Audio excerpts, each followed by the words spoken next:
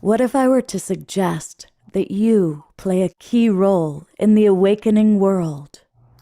And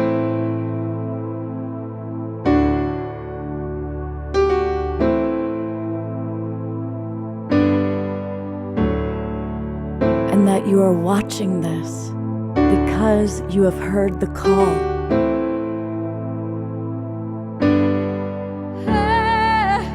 We can start right now by opening our hearts and minds.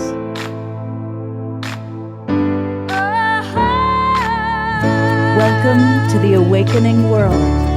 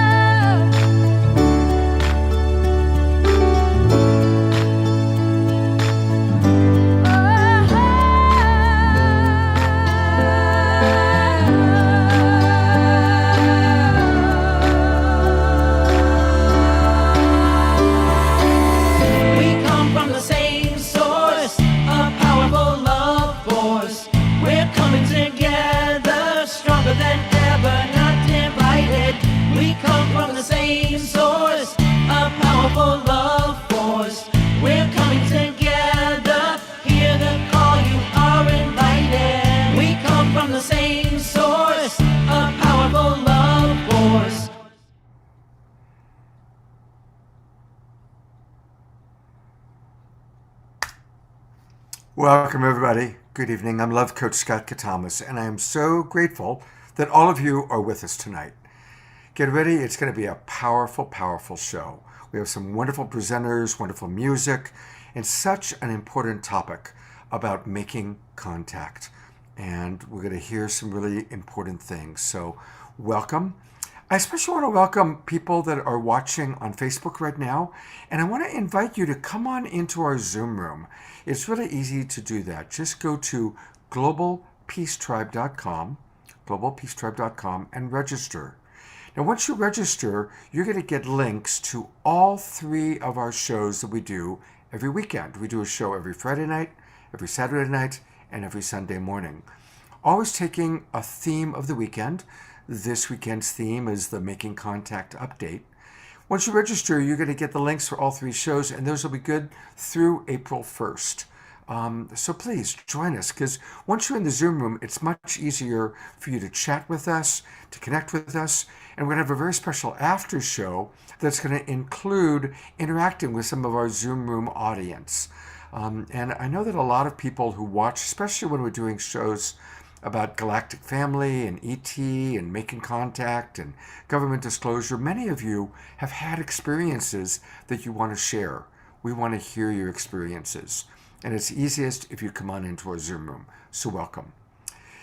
It's going to be a great show and something kind of special. Deborah Giusti, who of course has been on kind of a hiatus, is back with us for one evening.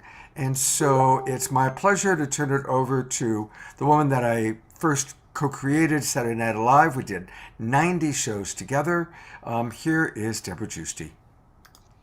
Thank you, Scott. And hello, everyone, my Global Peace Tribe family.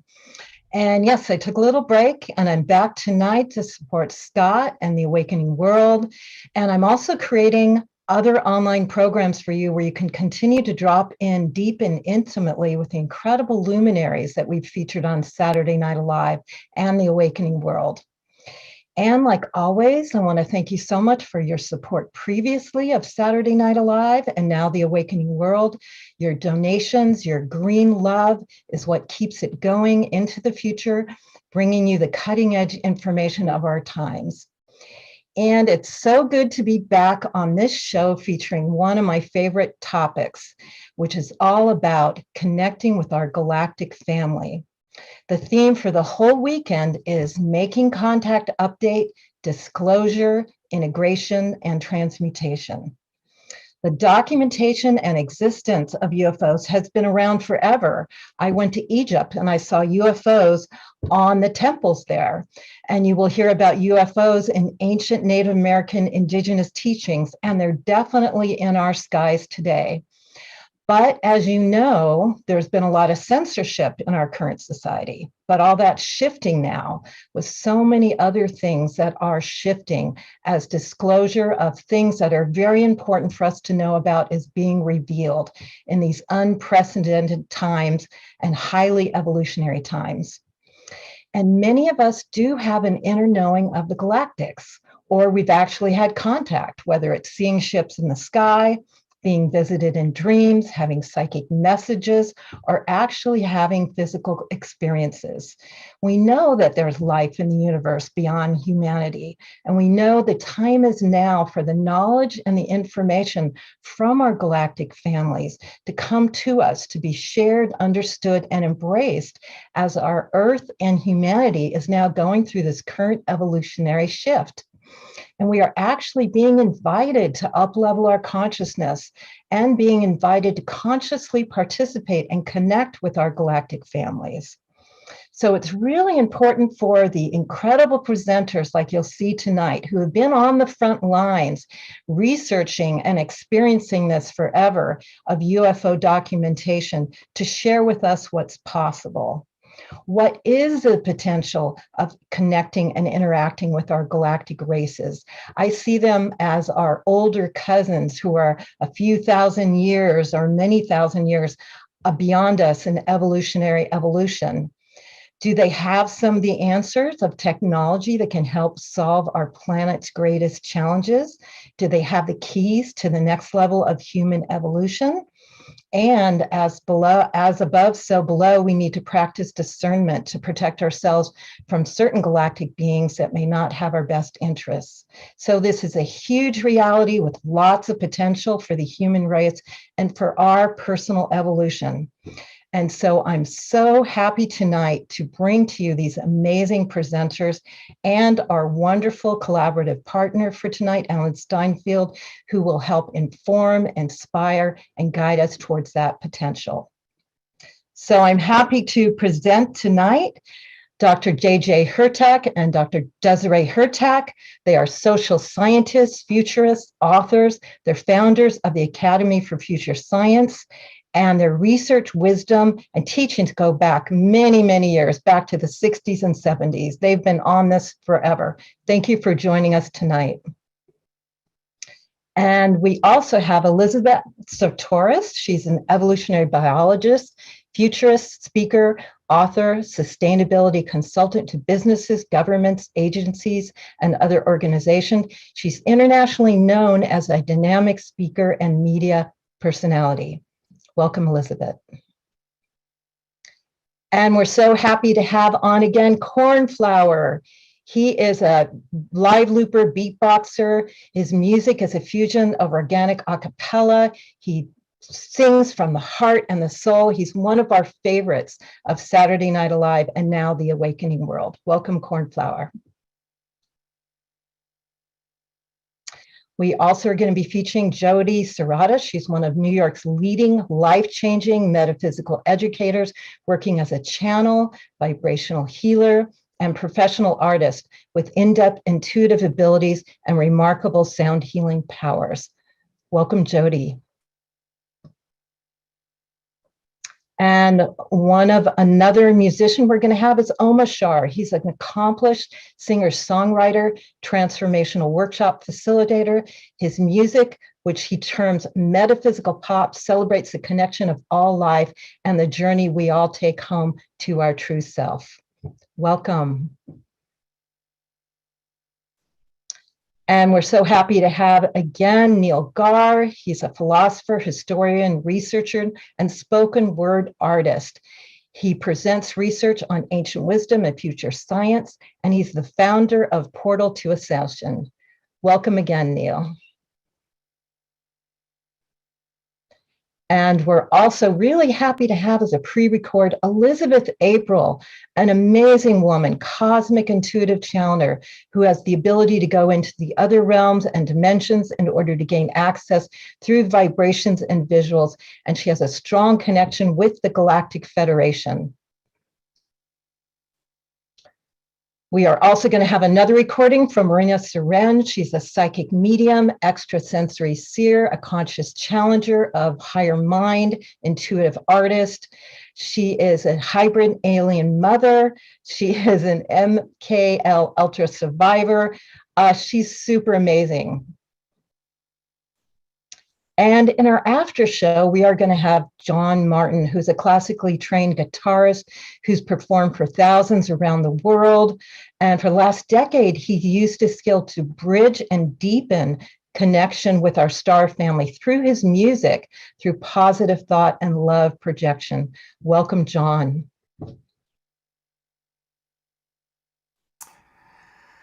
And now we are going to introduce our collaborative partner, Alan Steinfeld. Scott, would you like to share about Alan? Yeah. So one of the wonderful things that's been happening, especially over the last 2 years, once the pandemic really hit, so much of our tribe is coming back together, and we're meeting a lot of wonderful new people. But I've been around this business for a long time. Deborah, of course, produced the Harmony Festival for 30 plus years. So many of us are reconnecting with old friends. And of course, we're also meeting many new friends. Well, one of my oldest friends is Alan Steinfeld. And the way I met Alan is pretty cool. I wrote and directed and produced a movie, and we were shooting it in Maui. And we were shooting at a place where Alan he thought was on vacation. But we needed an assistant director. I met Alan. He was living on the property, hanging out, and a beautiful friendship was born. And that was in 1988. So, of course, Alan has done an amazing job with creating new realities. And I love, if you take a look at Alan's title, New Realities, my title, The Awakening World, they really, really fit together like a glove. Because this is this incredible time of transformation. We are waking up. We are creating a new reality. And I'm so grateful to be collaborating with you. And we're having a great time this weekend. So turning over to Alan. Well, thank you, Scott. Yes, it was like 30 something years ago, whatever that. And, our paths crossed. They crossed in Australia, I think. A few places. And the other side, my side of that story was I was living in this tent on this beautiful property because I wanted to get away from film production, which I was doing in New York City.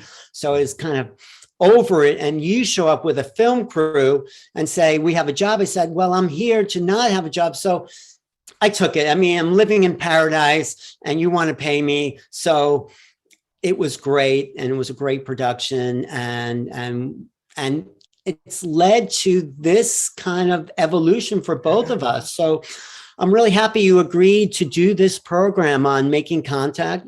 Like you said, I wrote the book on it, which is very nice of you to say that.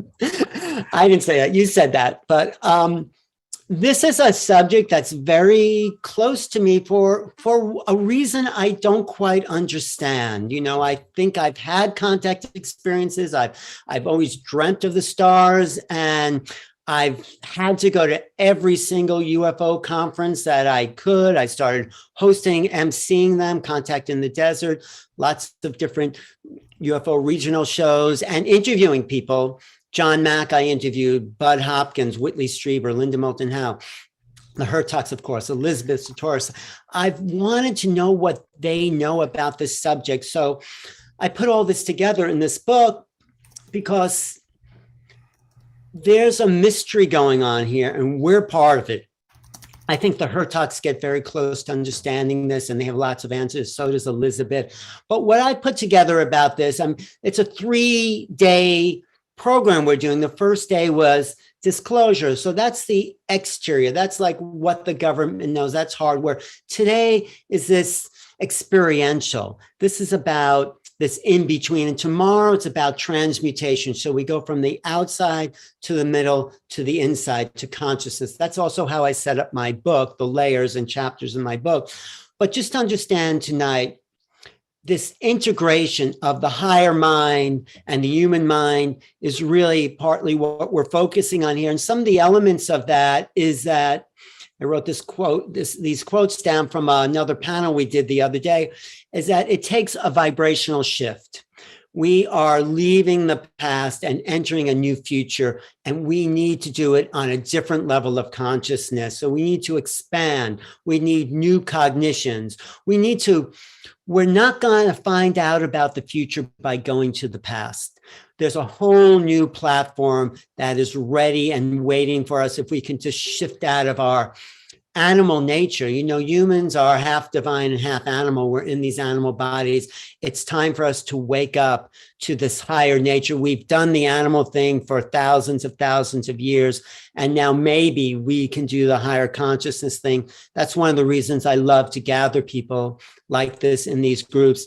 Another concept that I want to put out there, these beings function on a different level of consciousness. It's not just a vibration. They actually think differently. We need to expand, as Elisabet says, and I'll go into the keyboard of our knowledge, the frequencies, the ways we understand reality. And I think quantum physics gets close to that. We have to go out of the logical, linear understanding of either or and start to realize that reality is both and. There are contradictions in the old ways of thinking, and we need to evolve awareness so it's not just black and white, up or down, night or day. There's a range of experiences that is not dualistic. And as we start to change that level of thinking, we start to make contact with these beings that are really outside the box. So we have to go beyond the logical mind, realize that we're energy, not just matter. We have to understand quantum physics, the coherency of the heart, time, space is linked, and that we are non-local. That's the final point I'll make here right now, is that who we are is non-local consciousness. We may think we're confined to this time and space, but when I teach remote viewing, everyone can see beyond the limited time space. It always amazes me, just like it amazed the people at the Stanford Research Institute, that this was possible for every human being. Our mind, our consciousness is non-local, and that's part of making contact. So that's a little introduction here. If that, I could go on and on, as you know, but I think it's time to introduce Jodi. Yes. Jodi Serota is one of, I knew her before I knew you, Scott. I know Jodi and I go back to 1980s, early 80s. We're taking like spirituality 101, I call it. We both met in New York after college, and you know, we just had a connection, and I've seen her evolution to be a world-class teacher. She had a beautiful place called the Meta Center in New York, where the tribe would gather. Our tribe here would gather there in person. You remember when we used to have in-person meetings? Well, in person at the Meta Center, and it was a real doorway to higher knowledge. We had people from all levels of conscious evolution meeting at the Meta Center. And the one thing I just want to say about Jodi, she also does light language and conscious channeling. She's an artist and a great human being.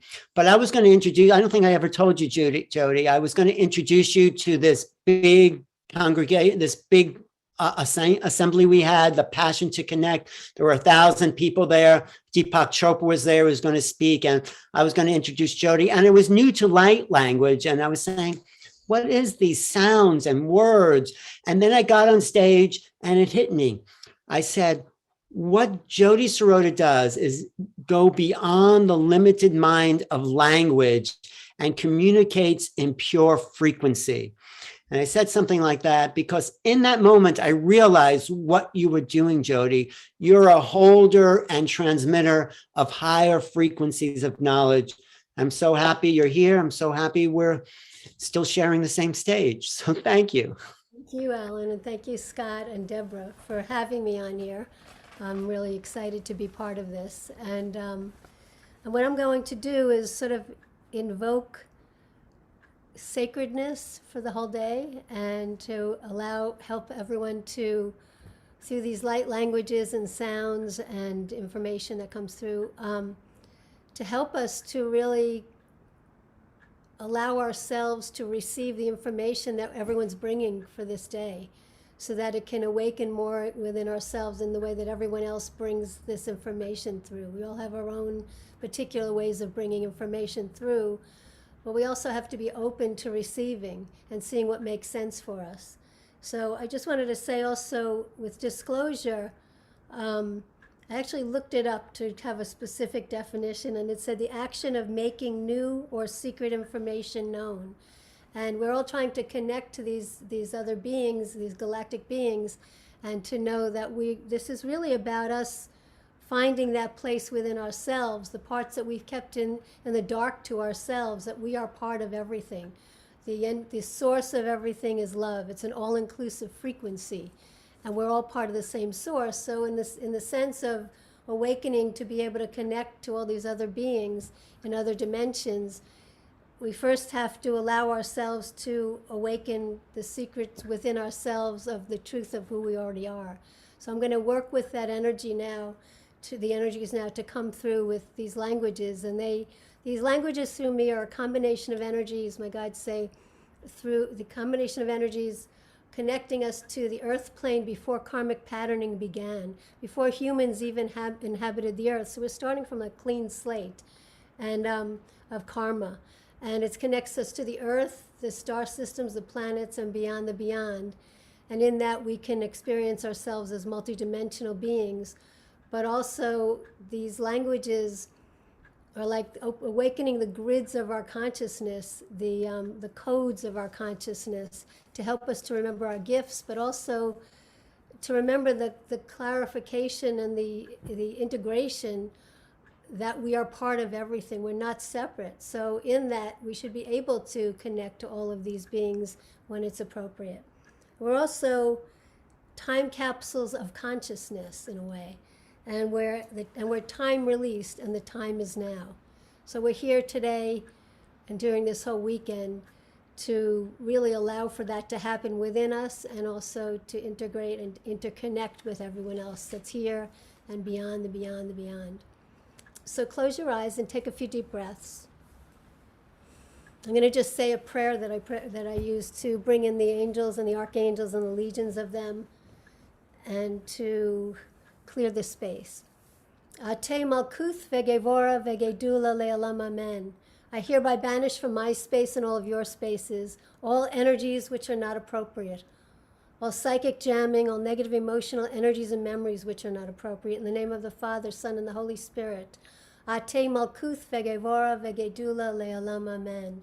The atmosphere around us and through us is cleansed and purified and infused with love. The atmosphere around us and through us is cleansed, purified, and infused with love.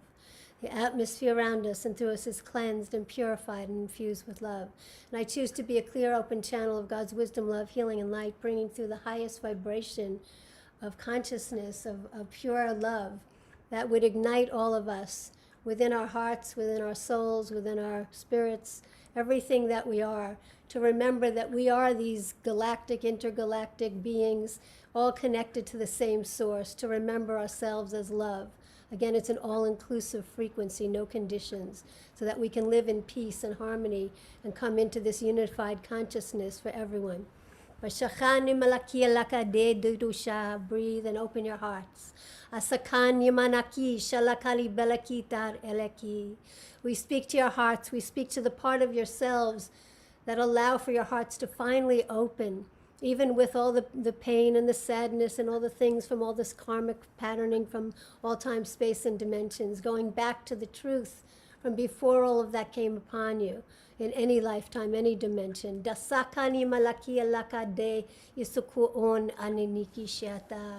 And as you breathe and open your hearts, breathe and close your eyes, go into a deeper place into your hearts, and imagine that the heart energy of love is in every cell of your being, every atom, every molecule, and awakening the energy in your DNA strands of the truth of ourselves as love, connected to everything that there is. Even the word connection makes it sound like we have to become something separate to connect. This is to recognize and allow for ourselves to feel interconnected, intertwined, merging back to the truth of who we already are. Pashani Masani Malakiana Romar. To remember that sacredness. Ashanakiana no Badaru. Amma no Guri Shataru Kurianade. And be able to regenerate and rejuvenate our systems, because our bodies in this human form need to be healthy and able to withstand the difference of the shifts in the changes and the shifts that are taking place, coming into a higher frequency. So as we become more aware of our frequency in the truer sense, but in human form, our physical bodies have to, in a sense, lift up the vibration to meet the higher vibration of our souls, so that we can have our souls live in our bodies on this plane as if it's your home for your soul to live in and express through. We need to be aware of being here in our physicality in order to be able to be on the planet with our souls, the original higher conscious choice we've made, to accept that choice as a good, right, and safe choice, so that we can accept the choices we make now while we're in physical form, but to remembering ourselves as multidimensional beings. Asani manani manani matati nakulani maridi roshanare Amara doro kurina shalamari godorum Barishala baligira badigira badigira baded marigira mananate to kura manina barikiti namatanate Umbarati takalikin nakulukarim batakin date takatum bate takatang date to batakita batakot namatikete Kuanaru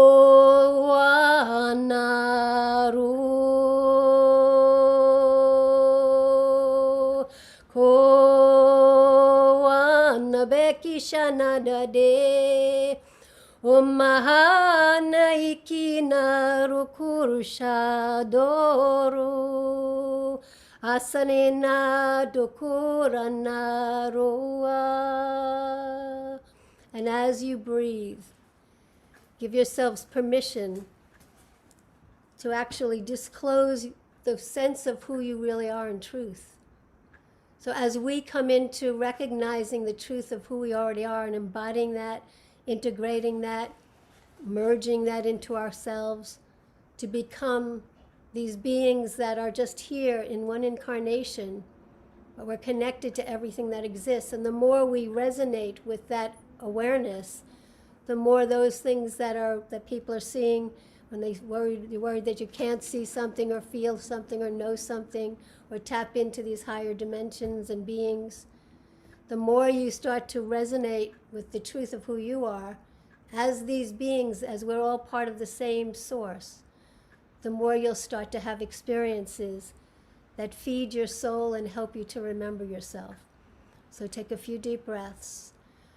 Allow your hearts to open even more, your heart centers to open even more so now, as if we're getting ready now for this wonderful day or evening, wherever you're located, to allow to yourselves to really be present, to allow your presence to really be acknowledged from yourself and be part of this group that we formed here today.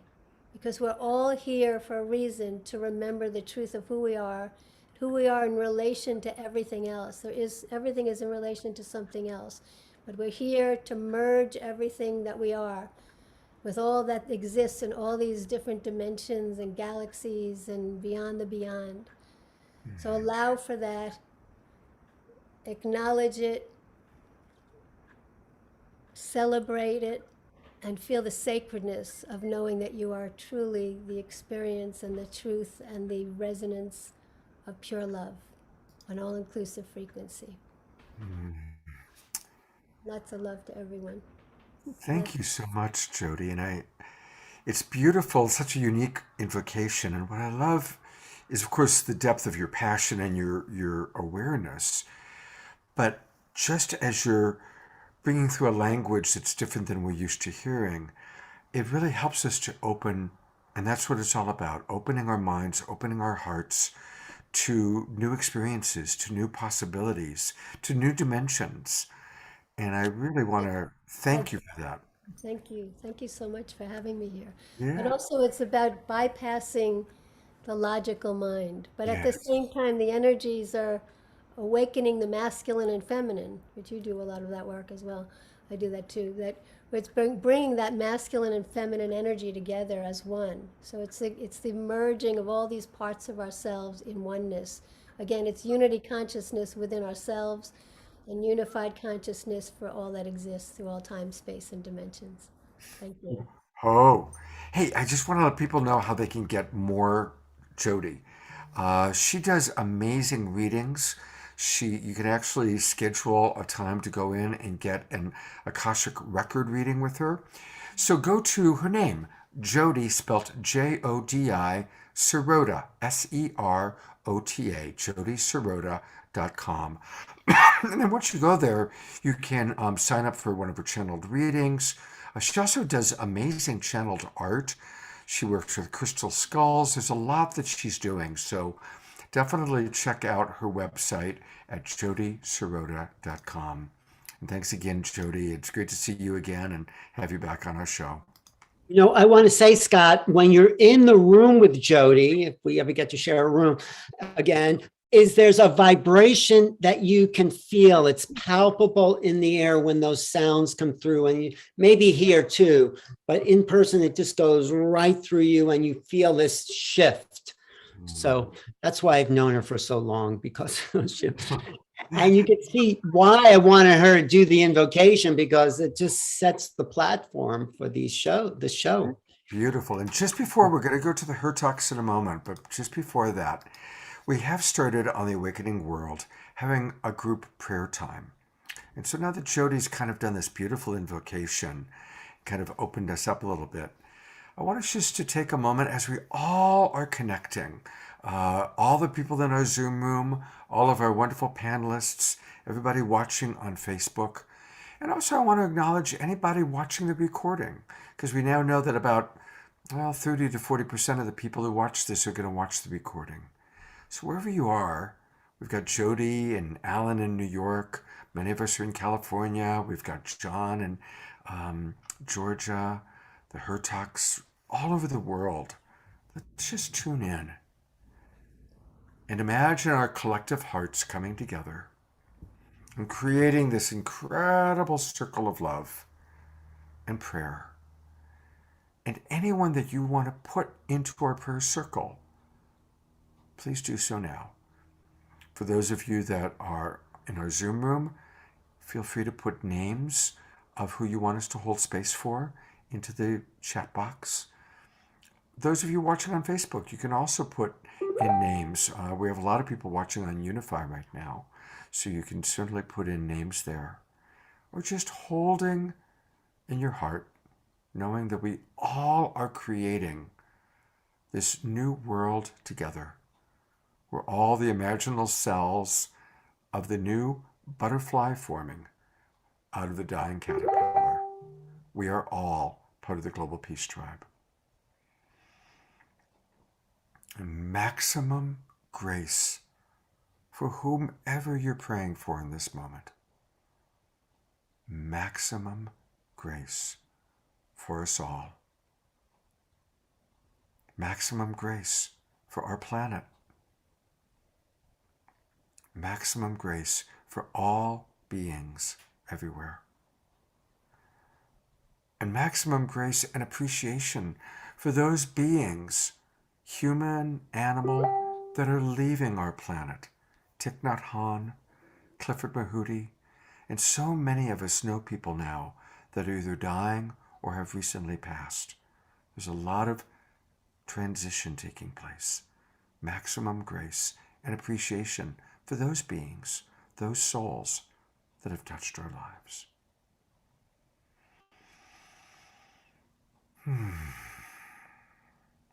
Thank you, everybody. Now I get to turn it back over to my partner in tonight's show, Alan. Thank you, Scott, for that. And I do want to acknowledge, Scott, you and your hard work and what's been like 2 going on 3 years every single week, 90 of them with Deborah, working really hard to built a community, and it's selfless. I know there's not a lot of money in this. It is a service that you and Deborah and my friends, the Hurtaks, are doing to you, and Jodi, the people I know really well, are doing, because it's here to be done. And you have the grace, you have that to be willing to put something else over your personal needs. It's the next level of evolution. This is what I see. Thank you, Alan. And I added Deborah to the for that little acknowledgement. I wasn't expecting that, but thank you. Very, very beautiful, and thank you. No, I know Deborah is working all the time, whether she's on this show or not. She is on. I know, because she texts me. It must be like 5 a.m. there, because I get these texts at 8, and it's like she is on it. So this is hard work, and it's fun, and there's probably nothing else we would want to be doing except being in the awakened world of new realities. And This is what we came for. that's it. This is what we came for. We are the ones we were waiting for. This is the time we've been preparing for. Definitely.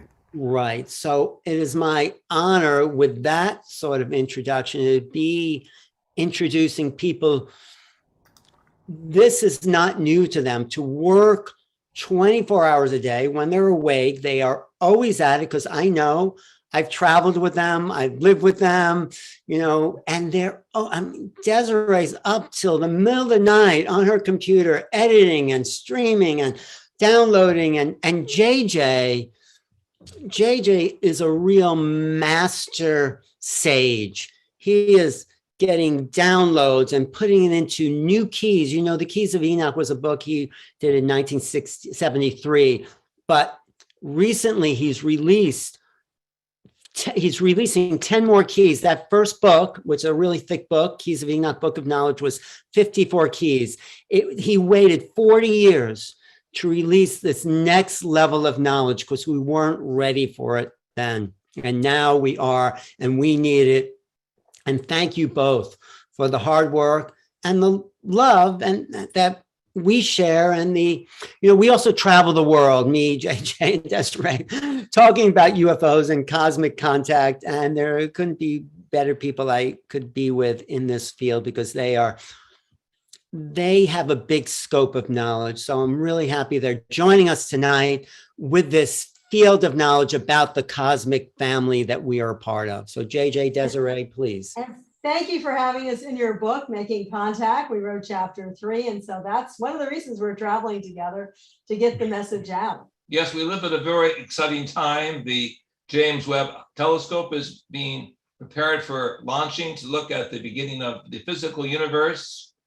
The government is releasing a disclosure project of information going back 75 years, but there are other platforms, and we as social scientists, futurists, are using these other platforms, such as remote viewing. And of course, as you know, we were the first to bring out the actual pictures of the pyramidal formations and the grid systems on Mars, and also to actually do the work with geologists and remote sensing specialists in Egypt. In our book, Egypt's industrial complex goes beneath the Sphinx of Egypt, to take a look at these amazing hydraulic systems, which were a source of power and energy for all of Egypt, as well as to look at the portals between Egypt and the Belt of Orion. We were the first to write about this and discuss this 20 years before Robert Bevell, looking at the mathematics of how Egypt is really the archive of Mother Earth, giving us information that brings together the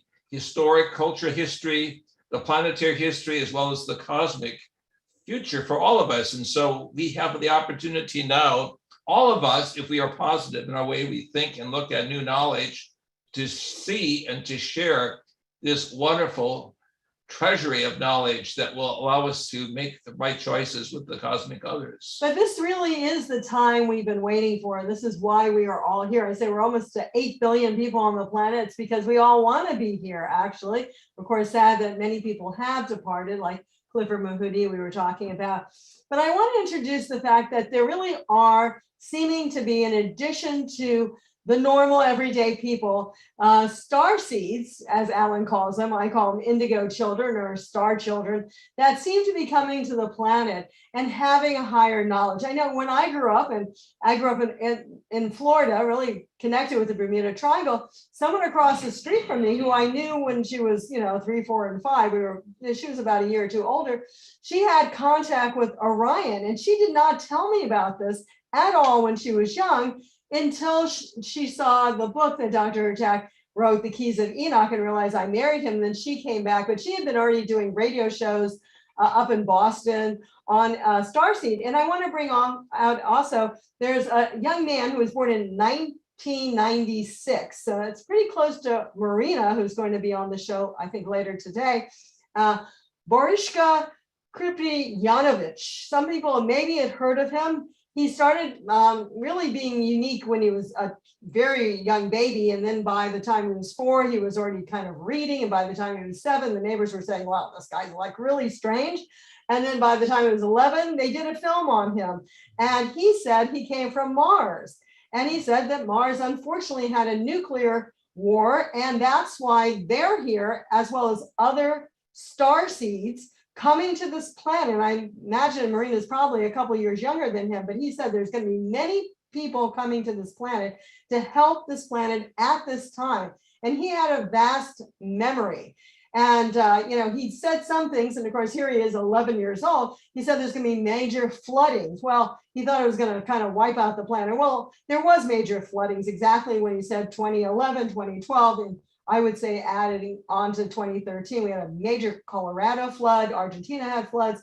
It didn't wipe the planet, but he wasn't really saying it was going to be the end of the world. It was just going to be the start of environmental problems. And I have to say that when you look at people like Carlos Diaz, who was really a very simple man living in a town south of Mexico City with a pyramid there, he said in his contact, and he went into vehicles and really chit-chatted with the extraterrestrial friend of his, he said they're really concerned about the environment, and that's why they're coming here now.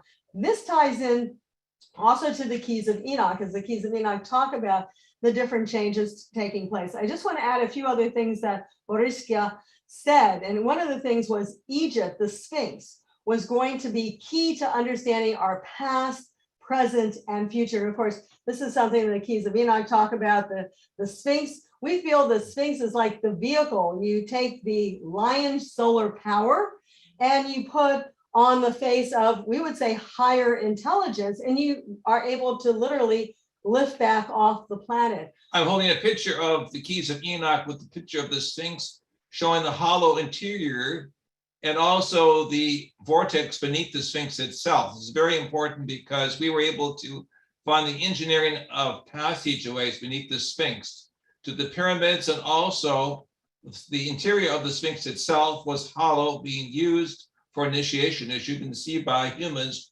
walking to the breadth and length of the Sphinx itself. This is the type of model for space-time evaluation. The face of the lion represents the solar system, the solar logos. You take that off and you put the human face on, which means we're ready to excel beyond our solar spectrum. Right. I want to go back a little bit to Borishka. He said he was from Mars originally. I think I might have mentioned that. But one of the things he did mention as well was the fact that he was concerned about the shifting of the magnetic fields on the planet. And I have to say that's also mentioned in the Keys of Enoch about the shift of the magnetic fields. And, it's happened the last time, supposedly 42,000 years ago.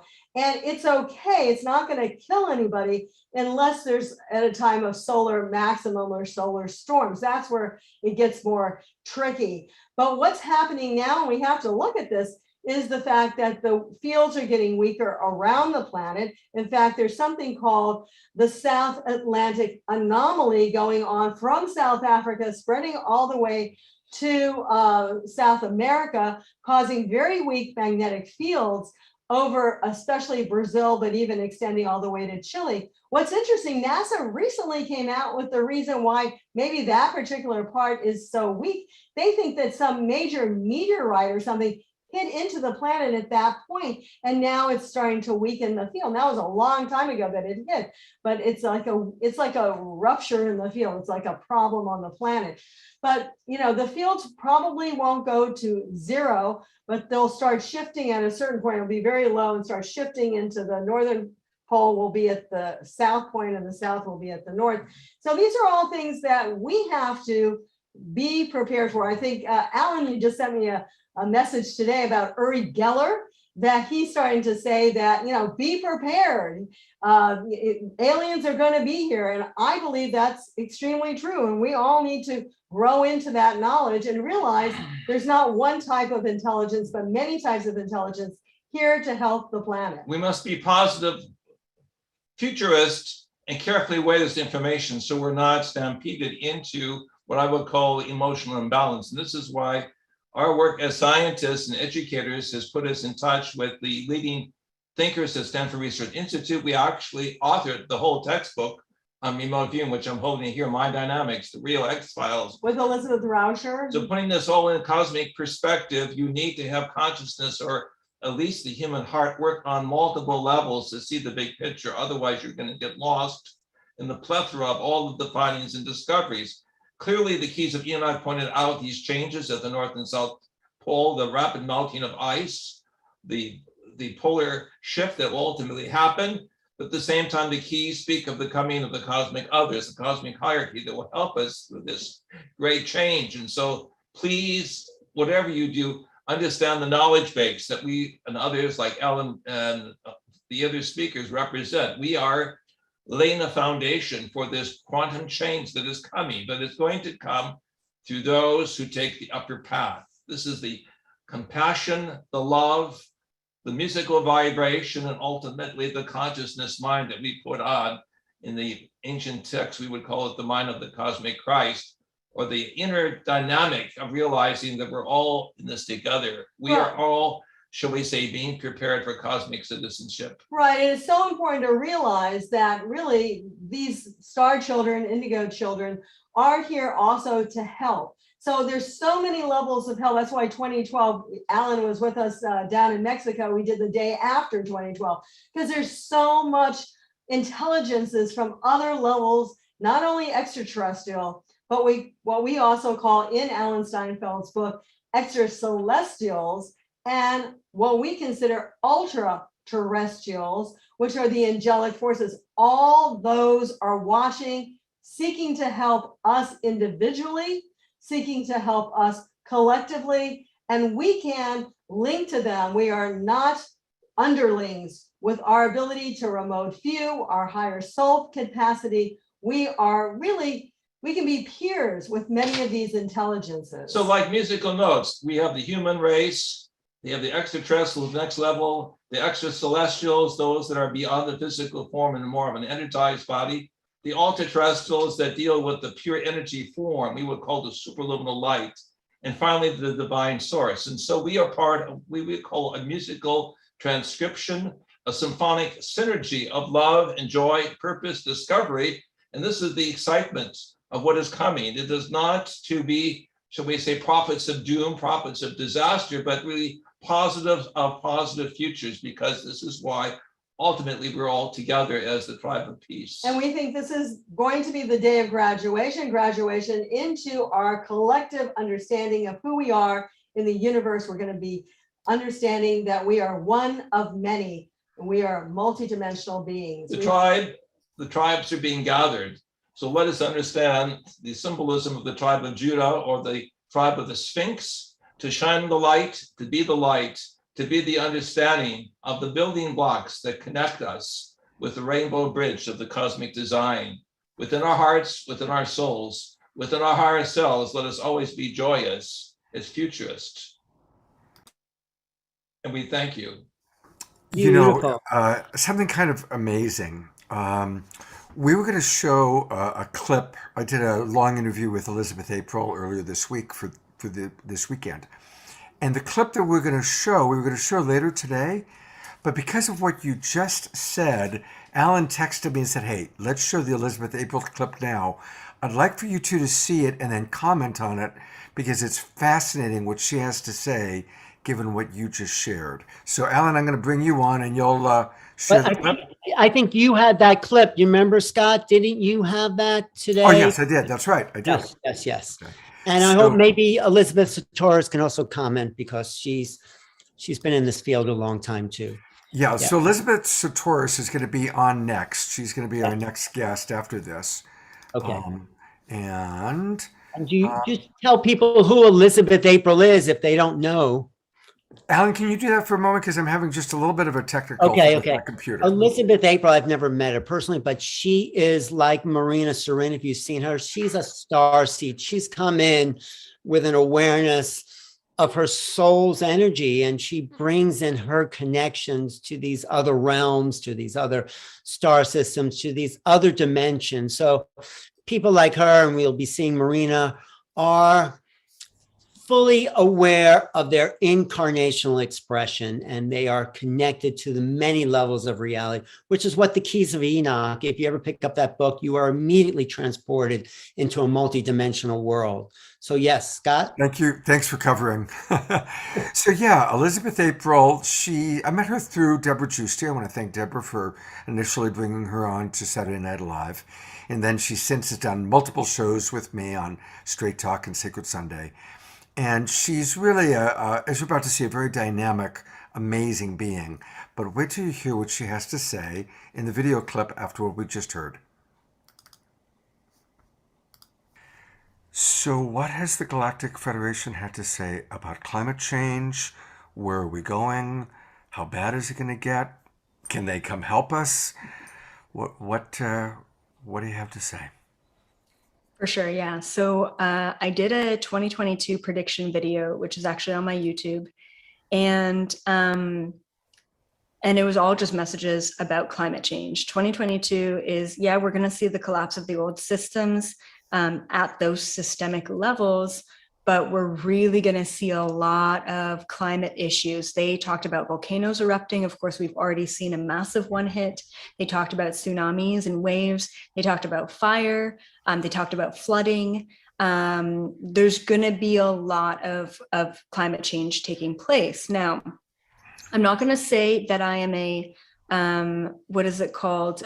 Global warming denier. I'm not at all. Like, I don't really put myself into any bucket, but I do want to say that in the first meeting that I ever got introduced to the Galactic Federation, one of the things that they mentioned back in 2011 was that there is something taking place on planet Earth called a pole shift. This is what they explained. I had no idea what this was, had no idea, just no idea. So they said that basically the magnetic poles, not the physical, but the magnetic poles on planet Earth are shifting. And they said that in our lifetime, they're going to shift about 13 degrees. Now, in the past, planet Earth, from what I've learned from them, has gone through many different pole shifts. This is not an unusual thing. This is actually just a cycle that planet Earth tends to go through, and we're right here during this cycle. Now, in the past, the magnetic poles have shifted 90 degrees. They've shifted 180 degrees. They've shifted completely. This was basically the time when humanity was wiped out, technology was wiped out, the Ice Age, the Great Floods, all of that basically took place time and time again. According to, I believe, different tribes and the indigenous community, we are currently on the 7th Earth, which I do believe that this is kind of our 7th cycle in a sense. I'm not really sure what that means, but it does resonate. Mm-hmm. And so the poles are shifting once again. This is where a lot of the climate change is taking place, is with the magnetic pole shift. Luckily, it's not going to wipe us out completely. It's only 13 degrees. This is a very small pole shift, but it is taking place. I definitely believe that planet Earth is being destroyed by humans. Like, that is, not even a question in my mind. And that's definitely adding to the destruction of, the ecosystem and the environment.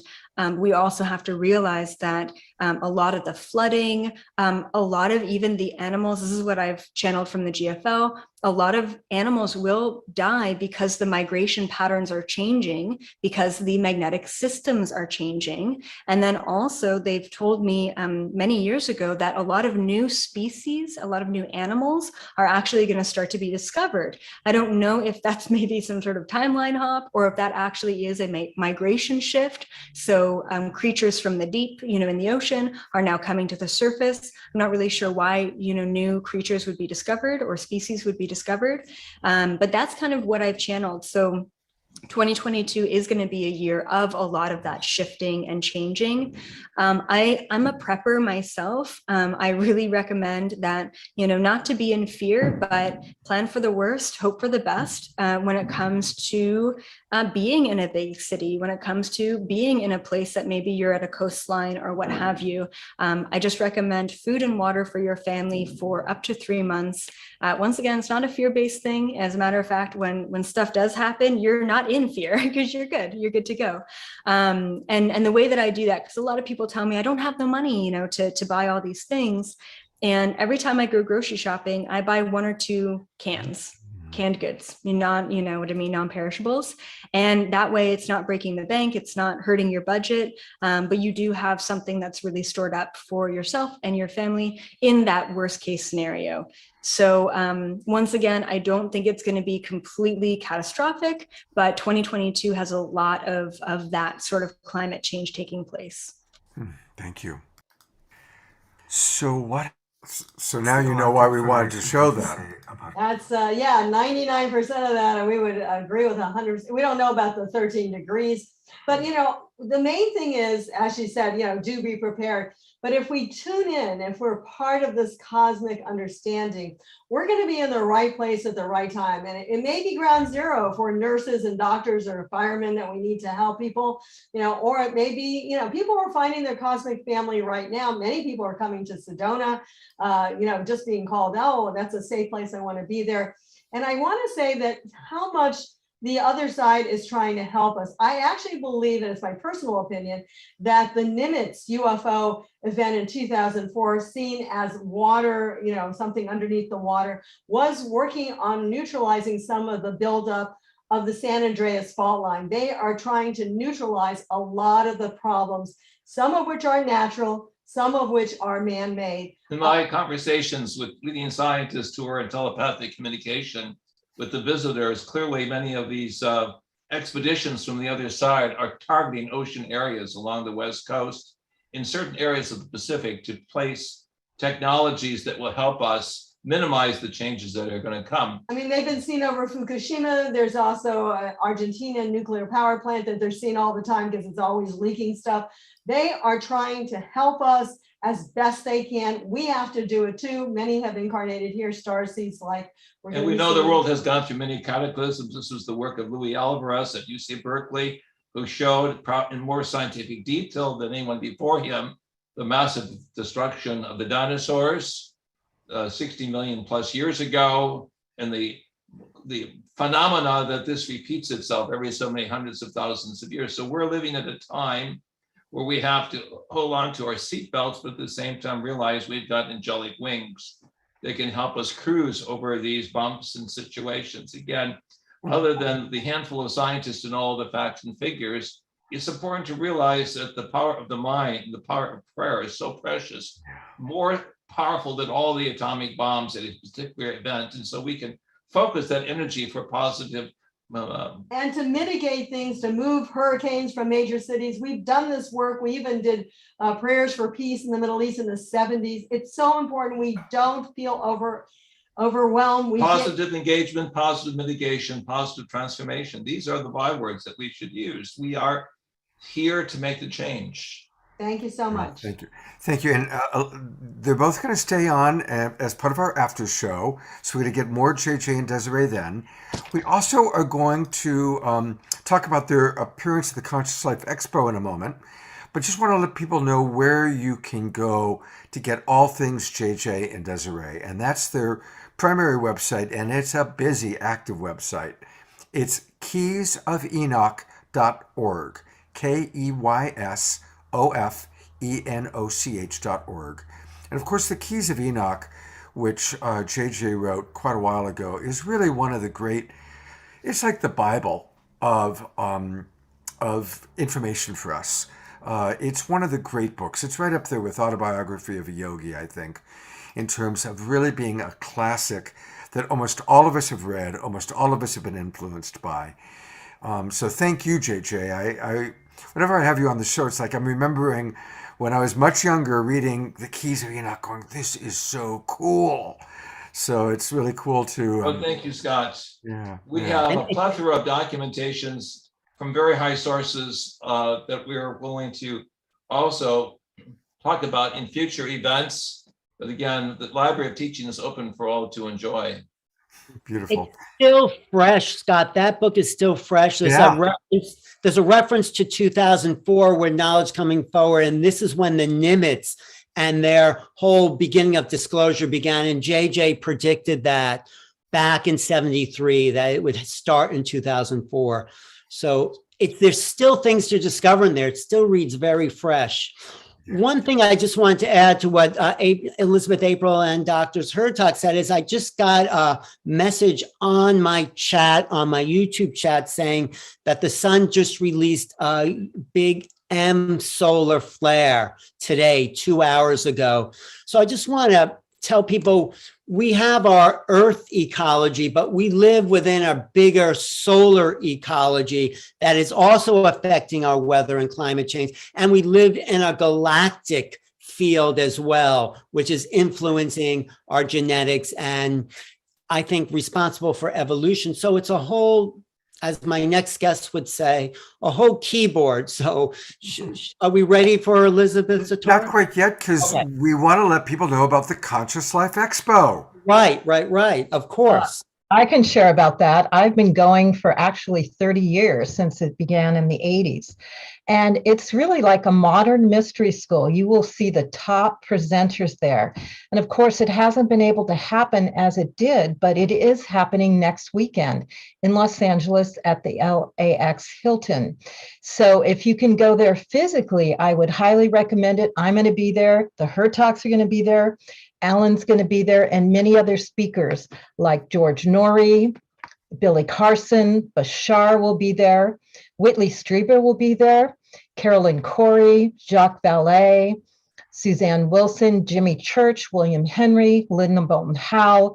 It's really, truly a coming together and convergence. And if you cannot come, they are doing live stream. So you can be with them and see any of these speakers. And it's really important to support our conferences now. So even joining on live stream and supporting them financially is really important. They've had a hard time in the last several years staying afloat, but here they are again coming out.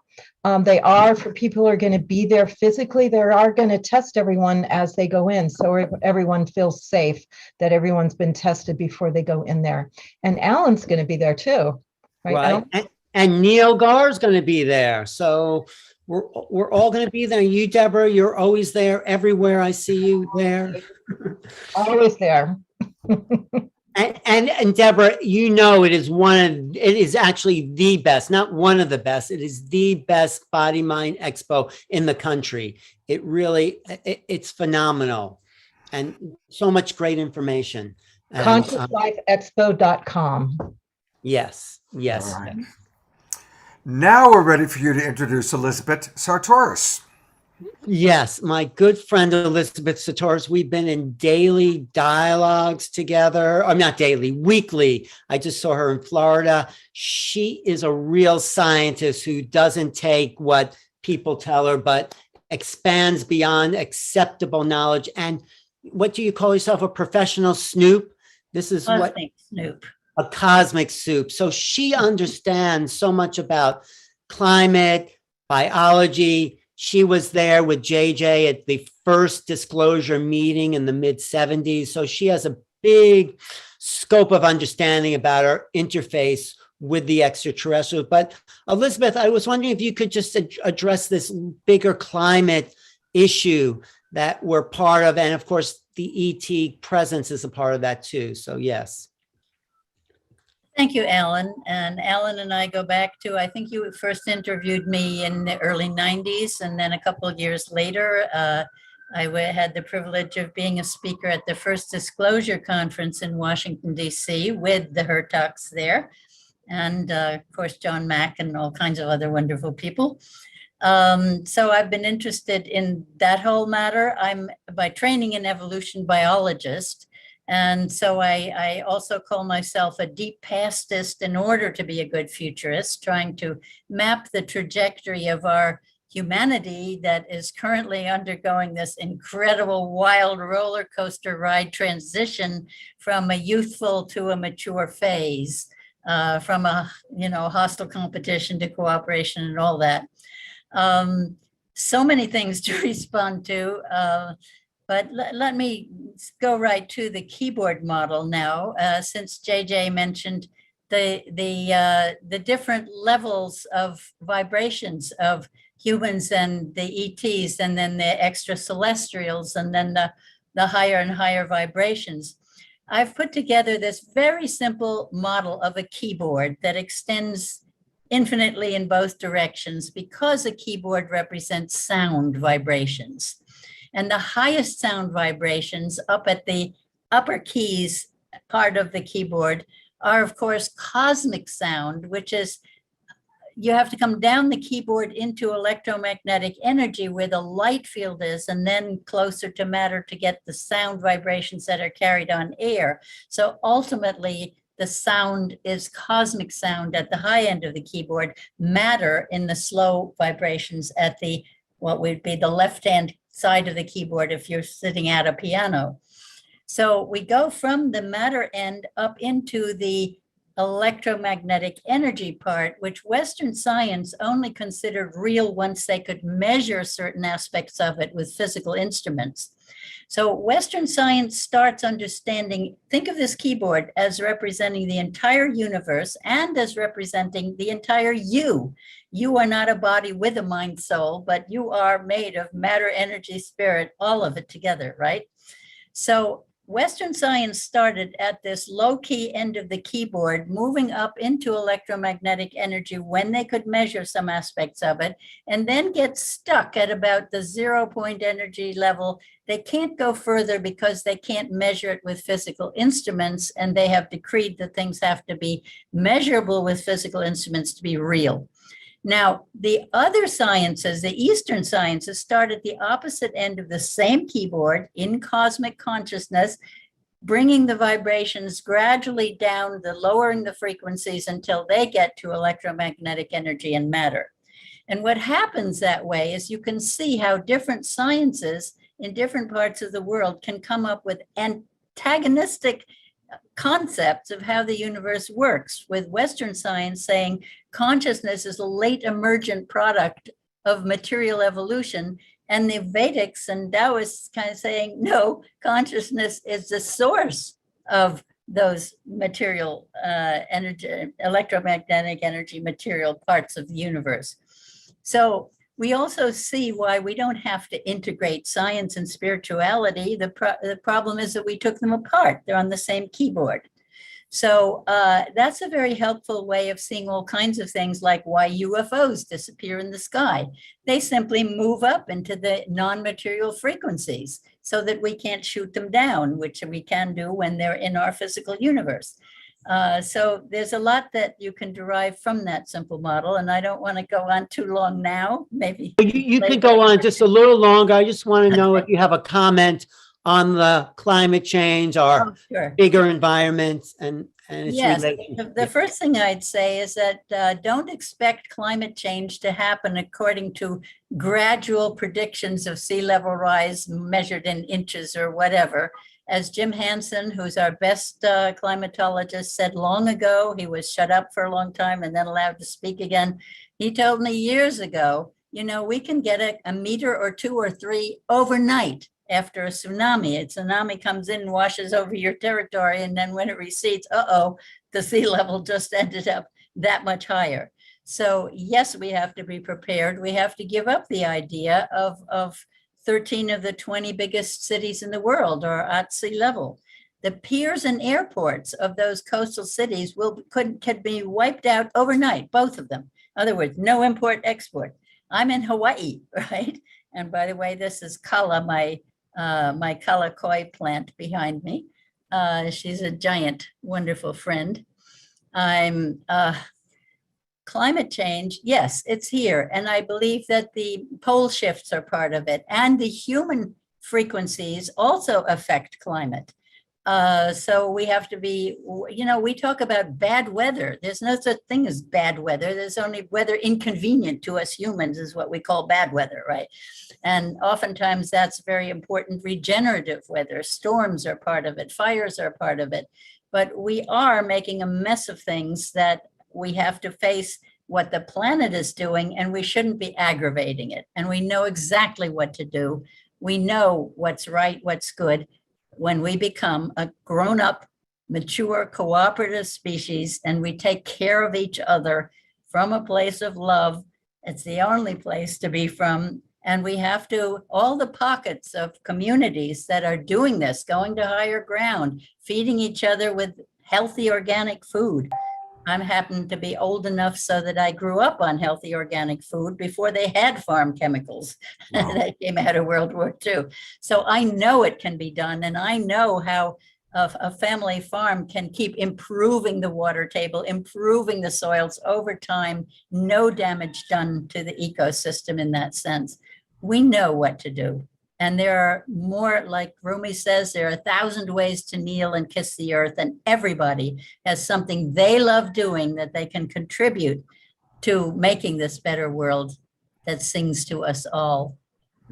Great. Do you have time for one more question, Scott, or is that, I just want to Sure, go ahead, Alan. I just wanted to ask you, Elisabet, because you've been in this field of ET observation. What do you make? What is the best way to approach making contact as it's coming onto the planet any year, any day? Hey, the best way, Alan, is obviously to be friendly rather than hostile, right? Back in '95, the first disclosure conference was called When Cosmic Cultures Meet. We were not there to prove it. We all believed that they were here, from the Andes, where they're called the doctors, and because they wore white and they could fix cars and people equally well, and people were not hostile toward them. So our problem is that we have to deal with the hostile elements that still prevail as the caterpillar's trying to become a butterfly, right? So we're at the end of this 6,000 years of patriarchal empire building, and we're going to give that up in favor of taking care of ourselves and each other in love. So what more can I say, Alan? It's wide open for us. And another Rumi quote, I believe, is, why do we stay in prison when the door is so wide open? Yeah. Thank you, Elisabet. Beautiful. Elisabet, I want to share with you a few comments. We've had such a full show so far, and Cornflower is going to be with us in a moment with music. But there's some wonderful messages that have come into our chat box, and I really want to acknowledge all the people chatting. Pam writes, after seeing Elisabet Sahtouris on Saturday Night Live, I read Gaia's Dance, The Story of Earth and Us. She is a delightful writer and, of course, a wonderful speaker. I highly recommend the book. So there you go. Thank you, Pam. Carol writes, let's all remember that we eat light for our energy. So thanks to our plants and photosynthesis, for we are part of the electromagnetic spectrum. And Janet Cornell. Deborah Moldau. Oh, I was just mentioning Deborah Moldau, our friend, also says, you inspire me every time I hear you. We love Reverend Deb. And there she is. I'm going to put the spotlight on you for a moment, Rev. Hello, Deborah. I know that I'm imagining you and Elisabet have a wonderful history. Mm-hmm. I've loved Elisabet for a long time. Well, for those of you who are new to Elisabet, her website has some really wonderful things going on. It is her last name, Sahtouris. It's spelled Sahtouris, Sahtouris.com. And that's where you can get that wonderful book that Pam was just raving about. And Elisabet, is there anything else on your website you'd like for me to kind of point out to people?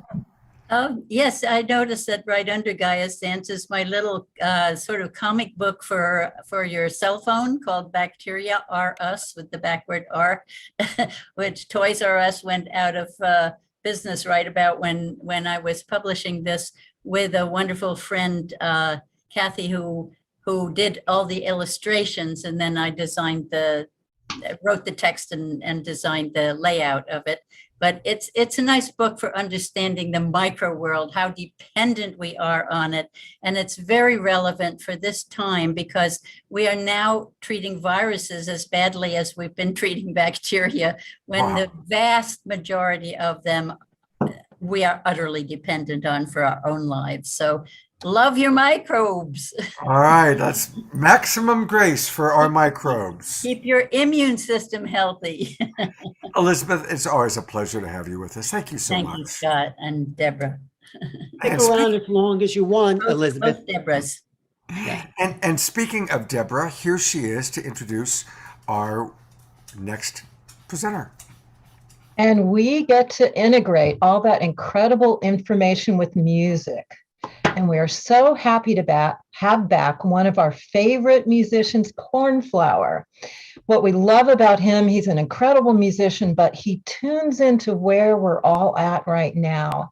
And through his heart and soul, he feels all of you in the field right now, and all the awakening we're having, all the yeses we're having, all the connections we're having, and he will uplift us even more through music. So thank you, Cornflower, for coming back and being with us again. You were such a hit on Saturday Night Live for so many times, and we're so happy to have you back again on The Awakening World.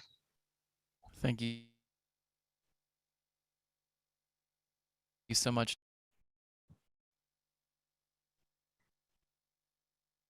Deborah, thank you, Scott, and thanks everyone for being here tonight. This is my here to express just a pulse that's flowing through all of us. So if you can just take a moment, close your eyes, put your hand on your belly and your heart, and breathe in through your mouth 3 times, and then we'll get started.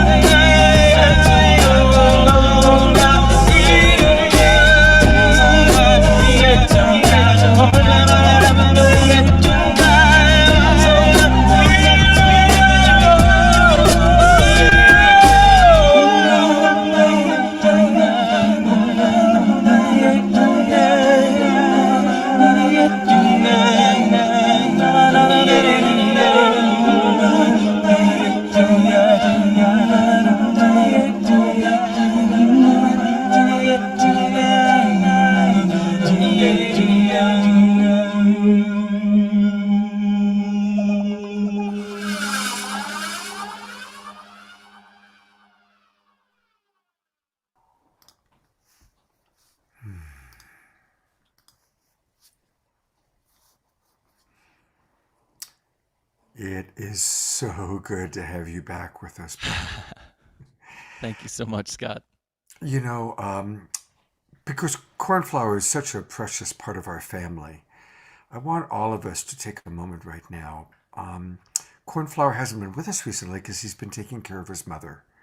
And I would love for us to just do a minute of group prayer for maximum grace for his mother who's recovering.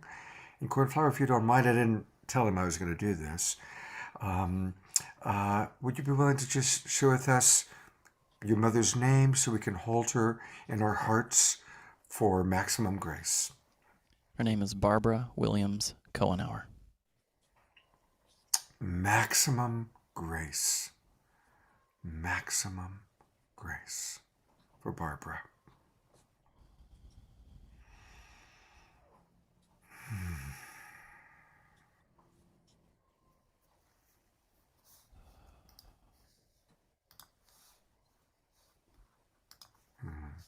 And thank you for being such a beautiful, dutiful son, leaving your home, moving back to her home to be with her. And I just really appreciate that a lot. Thank you. Thank you so much, Scott. That was very beautiful. Very appreciated. We love you. And guess what? We're going to get more Cornflower later today. He's going to do another song for us. And he is going to be participating with the magnificent Kristen Hoffman. And they are doing a concert for us, just for the Global Peace Tribe, on Valentine's night. And you know, Valentine's night obviously is a special time, but it can be challenging for people that are single. What am I going to do on Valentine's Day? Or for couples that are looking for something unique to do. Join the Global Peace Tribe. Join Cornflower and Kristen. We're putting the links into the chat box right now where you can register. Cornflower, tell us a little bit about what you and Kristen have planned. Well, we wanted to shift it up a little bit from our sonic source activation and focus into the power of love, the many different facets of love. I believe it's the Japanese kanji that they use for their words. There's over 200 different kanji for the word love, because there's so many different ways it can be expressed and felt and received and given. And, you know, we just have the word love. And it really misses so much the wide, beautiful rainbow spectrum of what that actually can mean in all the many different facets that it shows up. And so we're going to touch in on the different forms of love through the music, and we'll be channeling music related to all of that. So we're really inspired, and it's going to be more of a concert format, and really excited about it, and really grateful to be coming back with Kristen again. Well, thank you for being with us tonight. Looking forward to Valentine's night with you. I get to host that, which is always fun. And I'm going to turn it now over to Alan and Deborah both for the next introduction. I think our next introduction is my good friend and comrade and inspiration, Neil Gaur, who's like my family now. We're talking every day sometimes, couple of times a day. And he's another hard worker. It's like the Hurtaks. He's like Jodi. He's like Deborah and Scott. They are always at it. And he's built something amazing on his own. Portal to Ascension is an academy of science of consciousness. So happy to be associated with him. And we collaborate a lot. And he's a beautiful person. And grace, that's a key word you can say about Neil as well. Deborah, what's your thoughts about Neil? Yeah, Portal to Ascension is amazing. I've been with Neil since the beginning, supporting him, promoting him. And the great thing about it is he gets to listen to all these amazing speakers. So he's a wealth of knowledge himself, and he's an artist. It's so great to be on mission, but then allow the art to come through, because that's another way that we all connect and the information gets transmitted. So what you're going to experience from him now is his years of dedication to the light, to the mission, and absorbing all the information that he does from incredible speakers and coming out in the amazing spoken word he's going to share with you now. Thank you, Neil, for being with us tonight. Thank you so much. Thank you so much, Alan, Deborah, Scott, everybody. So glad to be here with you all. So I'm just going to get right into it. I'm going to share 3 spoken word pieces today. The first one I'm just going to do directly as I'm here full screen, and then I'm going to share my screen, and then you can read along with me for the other 2. And since this is, the theme is always the evolution of consciousness, whether we're talking about galactic heritage, UFO disclosure, ancient history. So we're going to have some themes here of the evolution of consciousness, but also I'm going to be sharing a poem called The Prism of Lyra, which is specifically about our galactic origins. But firstly, we're going to start out with this one called The Sixth Sun, which is one I actually wrote last year. So here we go.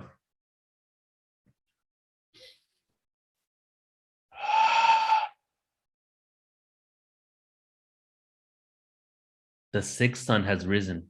We're now in the sixth world, spread for years by our human peers. The sixth sun has risen. We're now in the sixth world, spread for years by our human peers. The sixth sun has risen. We're now in the sixth world, passed down for years by our human peers through oral tradition. Information about our collective mission, what a new reality would envision, spoken through Toltec and Aztec wisdom. We discuss and perceive larger cycles of time than even the Maya depicted. It was known that we're in a transition that started in 1991 as we move from the fifth to the sixth sun. What are we waiting for? What have we waited for? These wars will stop. The sunspots increase in diameter and frequency. As the frequency of this planetary body shifts and changes, so does the neural networks within our brains, kids, adults, animals, family. We've been blinded, you see, to the vibratory energy that the universe breathes. In the last of the 9 hells, exiting the solar plexus, humans unable to think for themselves, we're at a nexus point. A decision shall anoint the sun god or point out is the Son of God that resurrects and reflects over water, including the second ocean known as space, where the cosmic rays during this transitory phase will encase and wash over the solar system. And in the skies, we may see both stars become one as we enter the sixth sun. The sixth sun has risen. We're now in the sixth world, spread for years by our human peers. The sixth sun has risen. We are now in the sixth world, passed down for years by our human peers.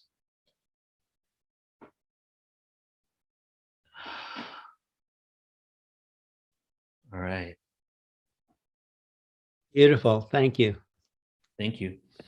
We are now about to embark on a journey through the spoken word into the cosmos. And we will begin with the Prism of Lyra. I wrote this for Lisa Royale, who actually wrote the book, The Prism of Lyra, and I gifted this to her many years ago. And it was like, that book really changed my life. So I had to write this in order to encompass everything that I learned from that book. I rhythmically scratch records, visionary mass appeal, holistically heal the resonance of a presence, allow yourself to feel. Fragmentation of source, self-wishing to experience was all for one thought of what if, could I be this, the polar opposite? Through the prism we came, created a prison of the brain, enslaved, you don't think so? There are no victims in this show, we're all playing a role. Ego, learn to let it go. Let the soul flow from the crown to the root. I'm letting you know it's only conceptual. Experience allows the wisdom to grow. Embrace the ignorance that spreads from the elitist control. When the Syrians descended into this density, the Lyrans came, looking for a place to incarnate and name a species and a race to hold the souls of they who are interdimensional entities. Integration being the third point, anoint the Christ consciousness sacred geometry to protect the kids of the universe being only one galaxy. Moving closer to the center by raising our frequency, I frequently see infinite possibilities. A contractual planet with the masses on their knees. The snake in the Bible will be found to be the positivity. Polarized by the Syrians who knew about free will, gave us the choice from the blue or red pill. The Lyrans were enraged. They wanted us to keep us ingrained in oneness and fifth dimensional grace. Instead, into darkness we came so that one day we can transcend and regain remembrance of our place. In this intergalactic plane of extraterrestrials, just to name a few, Arcturians, Palladians, and Syrians who genetically mutated early man too, create a perfect embodiment of who they are. using Stargate souls coming through stars, entering the womb to embark on a journey through the dark to once again spark and ignite the flame, rearrange the neural networks within the brain to achieve enlightenment. The universe is full of abundance. Together, we live the cosmic dance, the interdimensional manifestation of man, extraterrestrial incarnates. We're here to transform this land. We're here to transform this land. We're here to transform this land.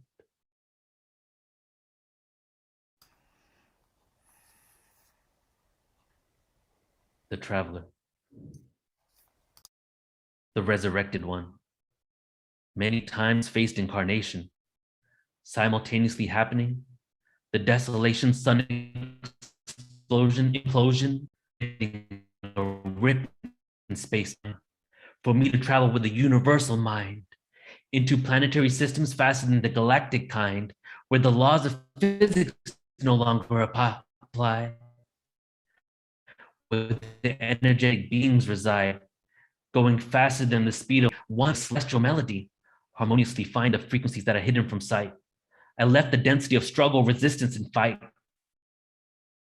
The lessons have been learned, so it's time to climb up the dimensional ladder onto the next multi-universal ride as a quasi-physical being, half flesh, half light, the metaphysical, metaphorical, quantum theoretical truth of mankind, full disclosure of the cosmic kind.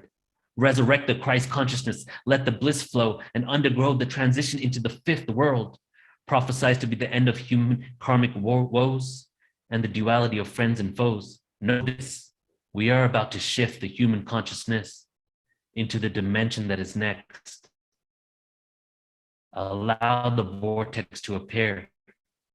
When people start to disappear, melt and dissolve the fear, the time is near for the revolution of consciousness to stare us into the universe, we pray, eradicating the lack mentality, creating technology holistically that has never been seen through alchemy. Order is the result of anarchy. Throwing off your center of gravity only temporarily during the ascension of our galaxy and all sentient beings. During the ascension of our galaxy and all sentient beings. Thank you. Beautiful.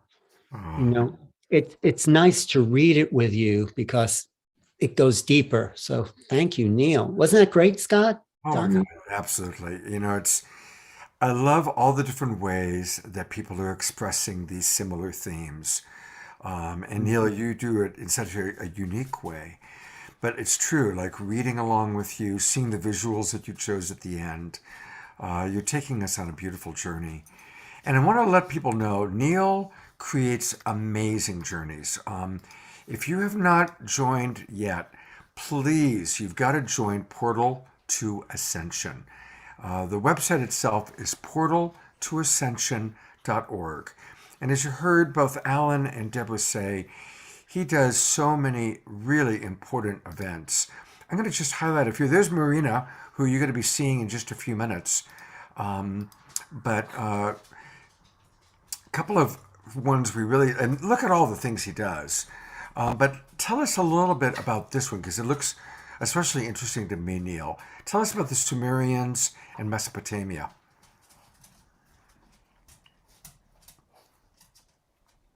Neil? Yeah, well, my introduction to all of this awareness, you know, after lifelong questioning of who am I, where did I come from, was finding the Sumerian scriptures, reading the 7 tablets of creation, and finding out about the Epic of Gilgamesh and how that connects to flood stories from around the world. So I decided to put a whole conference on it, 10-hour event, where we're going to be exploring not only the ancient Sumer all the way to Babylon, the whole of the Mesopotamia area, but the history of the Middle East. So it's going to be a 10-hour event with around 8 hours of presentations, 2-hour panel, in which we're going to be exploring a lot of the awareness, for example, that we hear about the Anunnaki, Nibiru, but even going beyond that, we're going to be dissecting the text, creating a timeline of evolution from the great civilization of Sumer up until present time, and seeing how that connects to, you know, the evolution of consciousness now.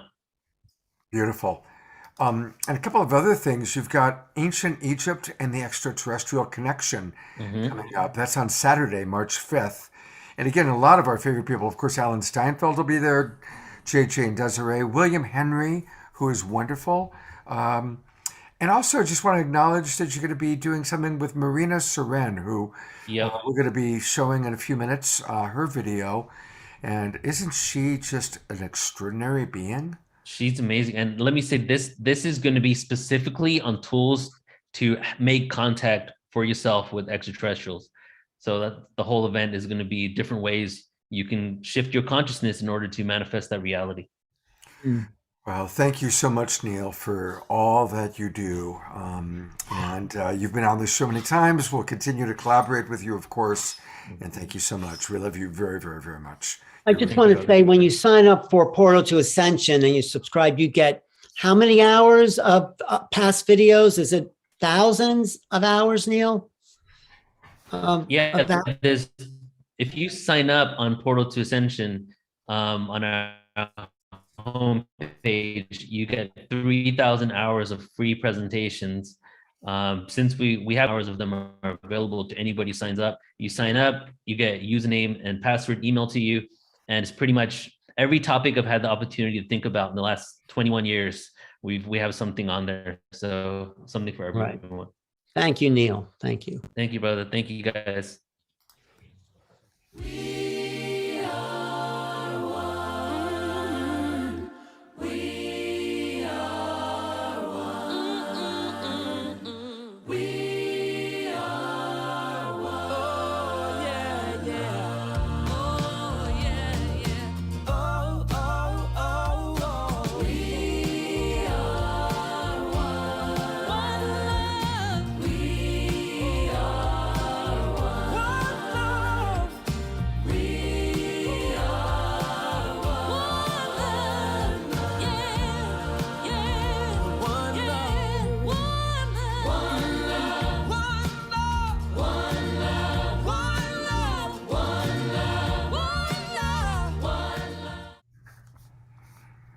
And here's Deborah with some wonderful announcements. Yes, we are going to be bringing our incredible luminaries that we've had on Saturday Night Alive and that are featured on The Awakening World to you in special intimate adventures.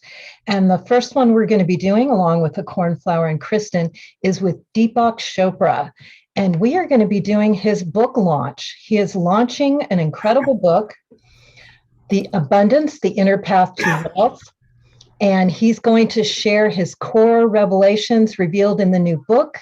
He's going to share his guide to success, fulfillment, wholeness, plenty, and offering a huge amount of advice to bring forth abundance, especially in these times of fear and uncertainty. And this is going to be a live interaction with him. You'll be able to ask some questions. He's also going to lead a meditation, but it'll be right here with him. So it's one of our special events. During these times, there's a contraction happening. You know, there's a lot of fear. There's lack of abundance. But Deepak Chopra has been one of our, amazing successes his whole life, just giving from his spirit.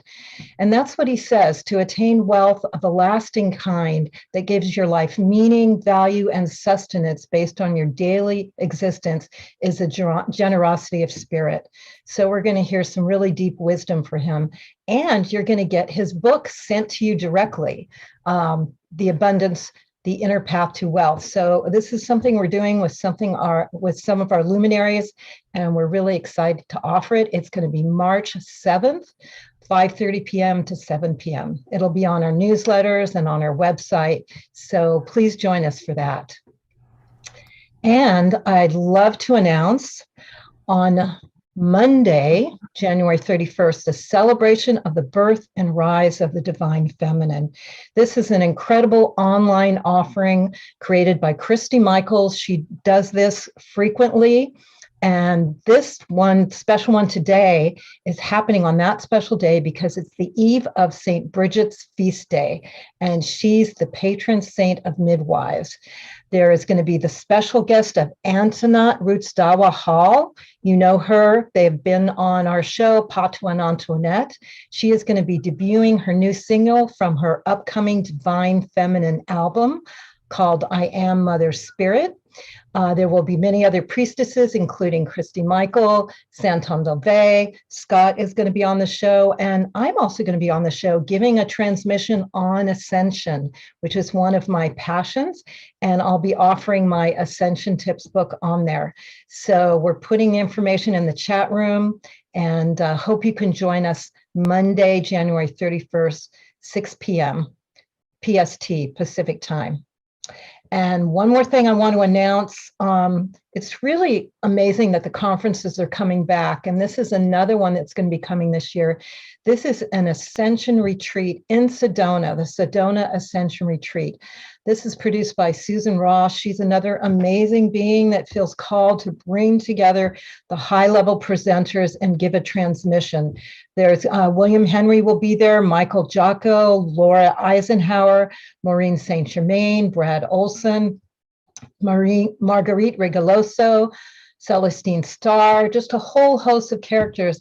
And Alan Steinfeld's going to be there. It's March 18th through the 20th. And of course, in Sedona, that is the most amazing place that you can be for this type of conference that really is high-level teachings about the Ascension. Alan, do you want to share anything about it? Yes, Susan's been a figure in Sedona. She really knows the land. There's lots of workshops associated with this, and we're also going to go out on the land in some tours. And to be there on the equinox is always special. And we expect to kind of gather energy and make it an activation. So, and you'll be there, Deborah. So thank you. I will definitely be there. And yeah. Suzanne is giving us a promo code of Ascension 10 where you can get 10% off. So, and Suzanne will be our guest tomorrow night or tomorrow morning on Sacred Sundays that Scott is doing with me about the final phase of these 3-day programs we've been doing. So beautiful, Deborah. Thank you. Thank you. All right. Well, we have a couple of more announcements we want to make. Many of you saw my wonderful co-host, Eden Amadora, last weekend. She did a great job. And she truly is the embodiment of the Divine Feminine in human form.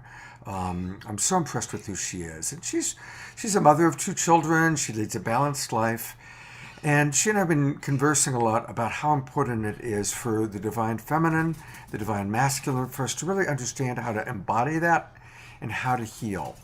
And so we've decided that we are going to gift all of you with a special event tomorrow afternoon. This is our gift to the Global Peace Tribe. It's a free event, 2 o'clock in the afternoon Pacific time, 5 o'clock Eastern.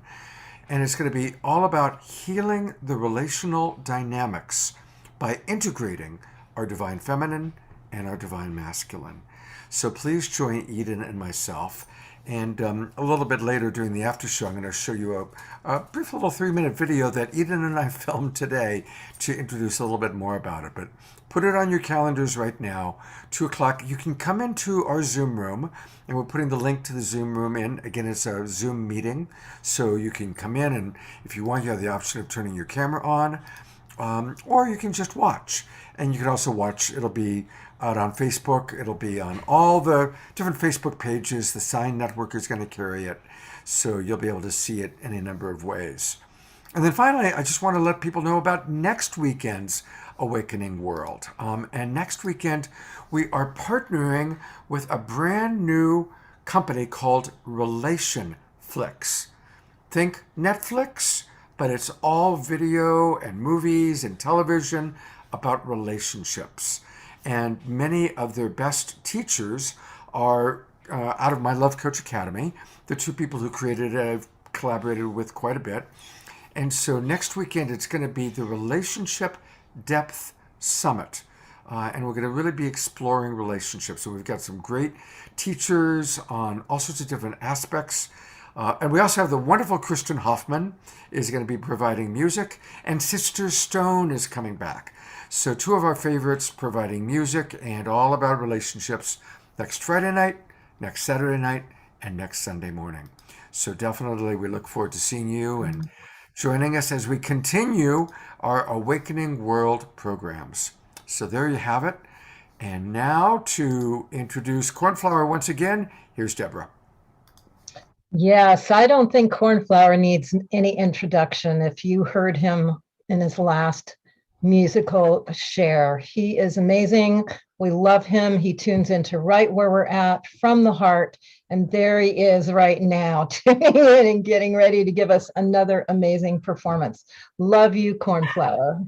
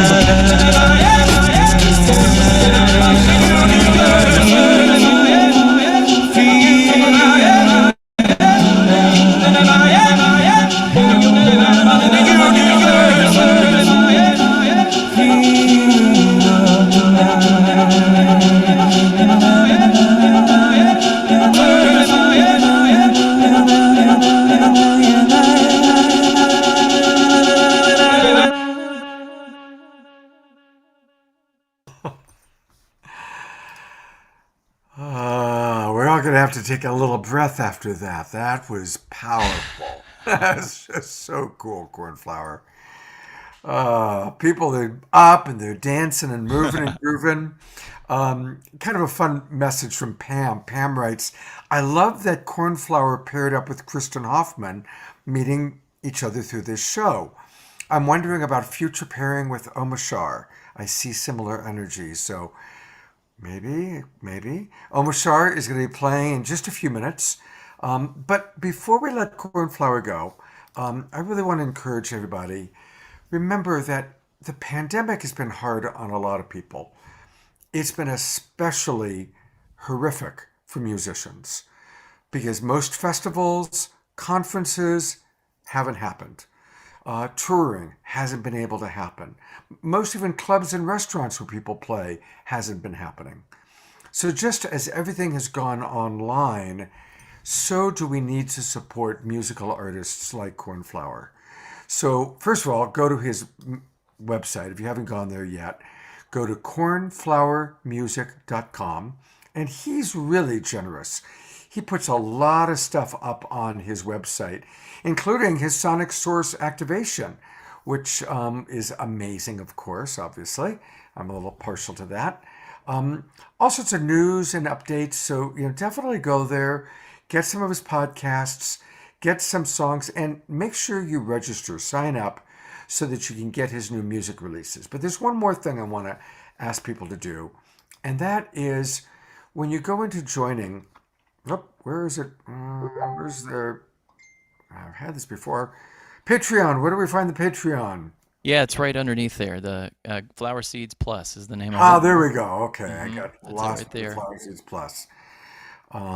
So if you go here and learn all about how to join and support him through Patreon, which is what I do. That's how I support Kristen and Cornflower, Nina Gray.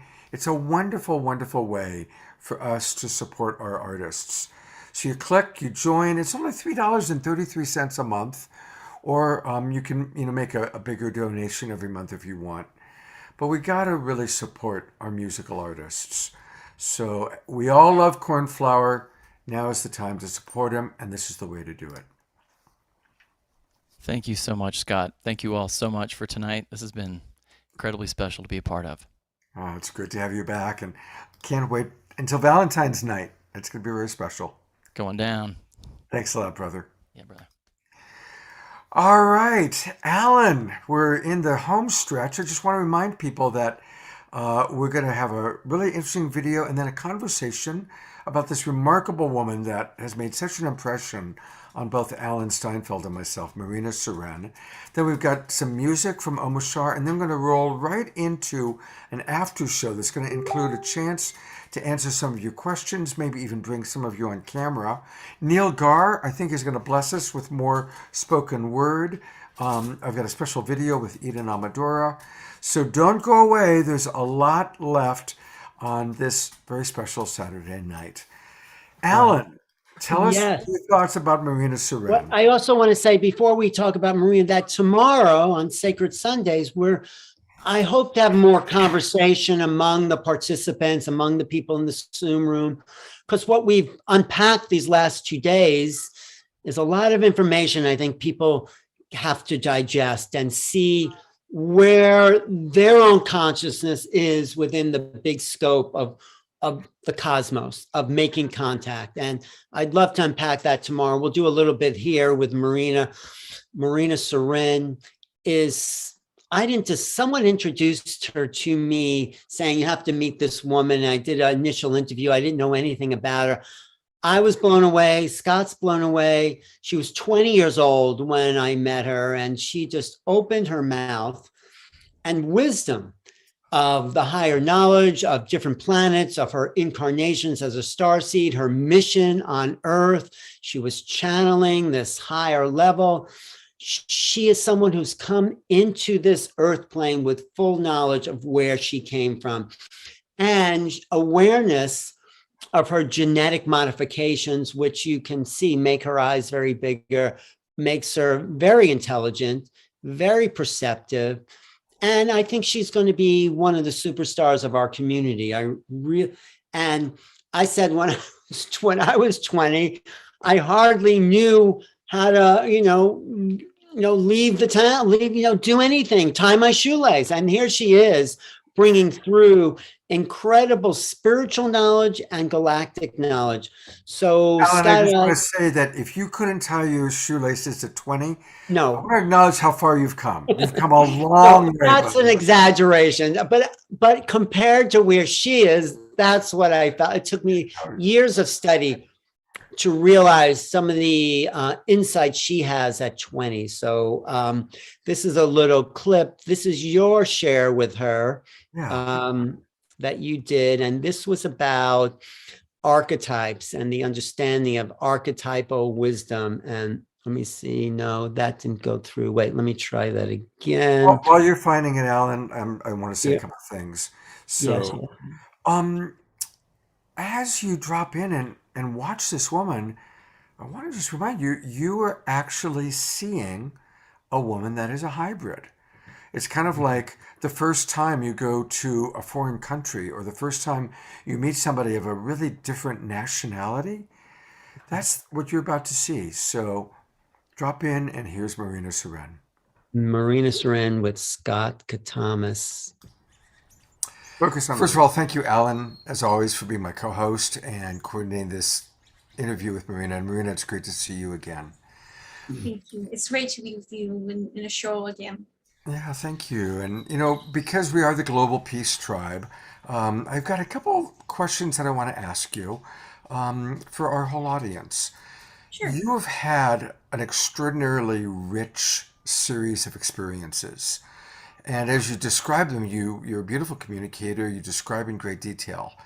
I just want to start by asking you, to what degree are those experiences your own inner archetypal, own interdimensional experiences that are part of your own personal soul growth, your own personal evolution playing out kind of in your own archetypal landscape?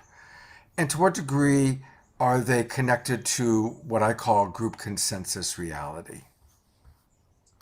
Well, that's a really interesting question. I actually found out that these experiences, these multidimensional experiences that I had so far in programs with extraterrestrial beings and multidimensional entities, have a lot of archetypal meaning behind when it comes to my soul, my beingness. So they have become great reflections, great mirrors, let's say, of my soul for my soul to look at that energy, those strong connections that I hold about myself, that those meanings that I am myself, like, again, these archetypal energies.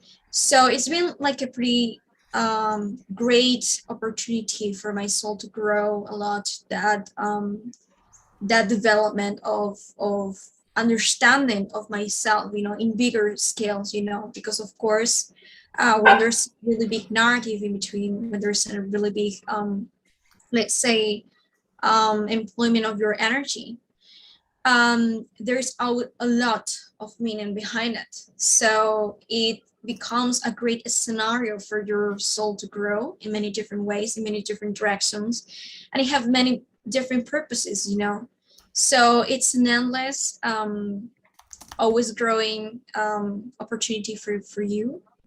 And I have to say that I'm really grateful for them, because it also made me reflect to the structure of existence, because again, the structure is not separated from the meaning, So when you find meaning, when you observe these archetypal energies that make you who you are here on earth in this experience as a human being, you'll always do it,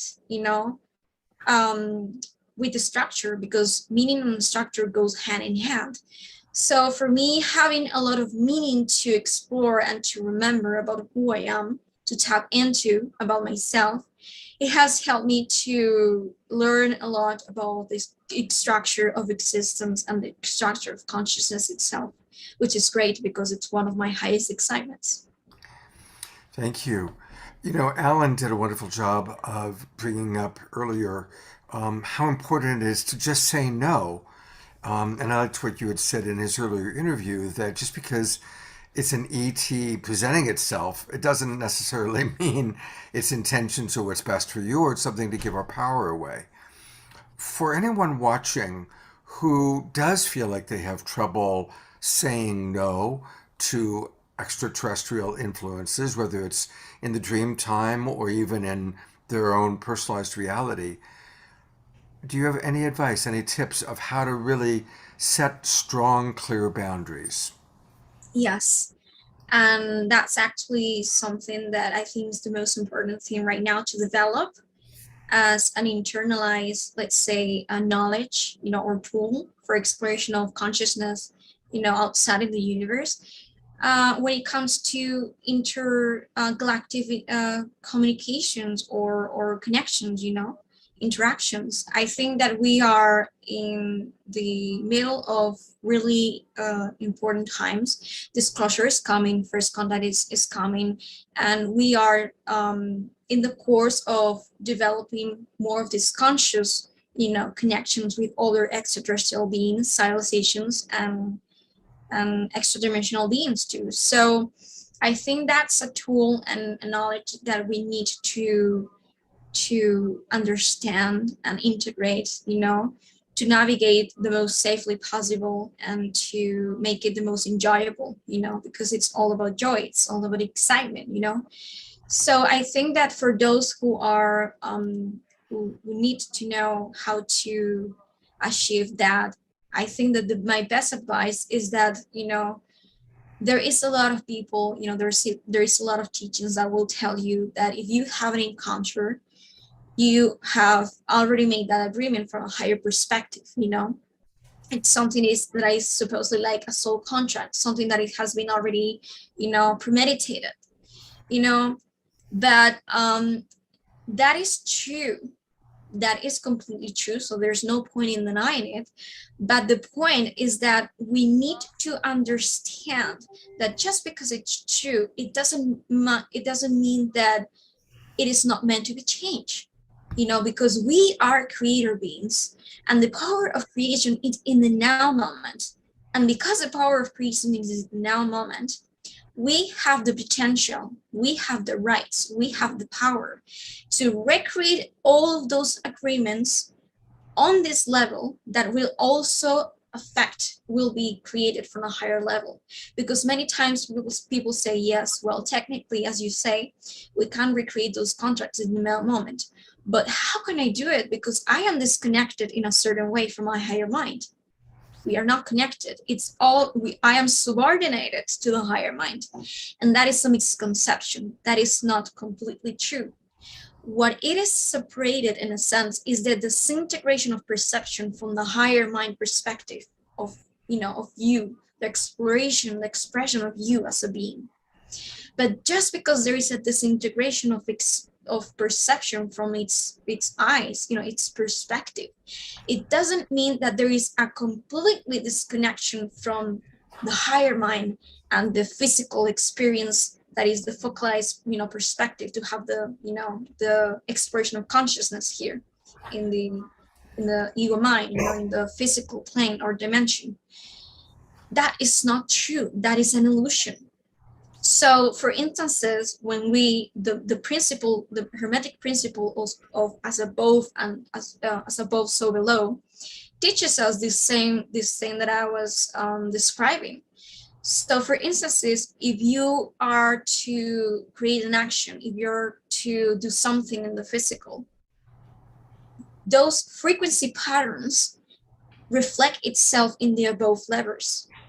So, for instances, when you do something, it is quite paradoxical, because if you have done it here, it means that in the higher level, you were also creating that. And so it is the same other way around, because they are a mirror. They are the same. There's only oneness, So that specific teaching teaches that we are our higher mind. It's true that we have been disintegrated in perception, but we are our higher mind. So we always have the power and the potential to set our boundaries and state clearly to the universe what is what we prefer to create for ourselves and what it is not, that we do not wish to align with anymore. Because it's going to be heard by the universe. And it is not just your physical mind and ego, it is also your higher mind, because it's always expressing and communicating through you. Wow. Very interesting. She brings up some very major points here about contact. In the first part, she's saying there's archetypal or symbolic signs that come through these beings. So they aren't just what we think they are, but they're symbols sometimes on a soul level. That's what I got from it. Did you get something like that, Scott? Or yeah, I mean, what I appreciate is that she keeps bringing it back to the oneness, and that for me is like the most important thing of all, is that all of the experiences we have are our own unique journey back home to learning to love ourselves and learning to remember that we are far more than just this body. Let's enjoy the body while we have it. It's a blessing, but we are multidimensional beings existing simultaneously in a much more complex system than these little brains that we have can possibly comprehend. Right.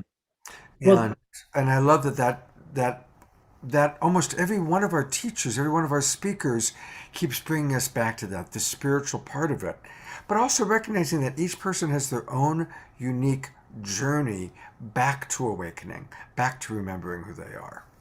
Right. And in the second part of your question, which was my discussion with her and discernment, there's a little bit of argument within the community, people who say, okay, you've agreed to be abducted and you can be abducted. Are those friends of yours talking to you back there? That's my dog saying it's time for a WALK. So Marina's saying, yes, maybe you've agreed in the past on a higher level to make contact, to be abducted, but we're present beings and it's okay to change your contract if you think that's no longer appropriate in this moment. And other people are saying, no, you made that on a higher level. And who are you on this level to change your agreements? But I agree with Marina. It's up to us. It's just say no. It's if you don't want to now, because in your present mind, you have the right to say, okay, the relationship is over. We're finished. Let's have another kind of relationship. So she's empowering herself with coming out and speaking up against what a lot of people in the community may not agree with that, but I tend to agree with that presence overrides the past and we can break our past contracts. What do you think? Beautiful. I agree. I agree. I want to remind people that you can go deeper with Marina. Once again, Neil Gaur, who we just met, is going to have an entire experience just with Marina. Of course, it's online on Thursday, March 17th. And I know I'm going to register for that, and definitely I encourage you. And also, should we tell them what we're thinking of doing? I was just going to do that. Oh, there you go. Yeah, there we go. So Alan and I have been talking with Marina. She's never been to the United States, so we're going to bring her over here, and we're going to do a kind of a tour. We're kind of imagining dates on the East Coast in New York that Alan will organize, and then Sedona, Arizona, San Diego, Los Angeles, San Francisco Bay Area, and we'll each event that she does, we'll combine her with one other amazing person. So maybe in Sedona it might be with the Hurtaks, and in Southern California it'll be with Whitley Strieber, right. And up here in the Bay Area maybe with Celestine Star. So we're looking at that being in mid to late May and early June. And of course, you'll be getting lots of information about it between now and then.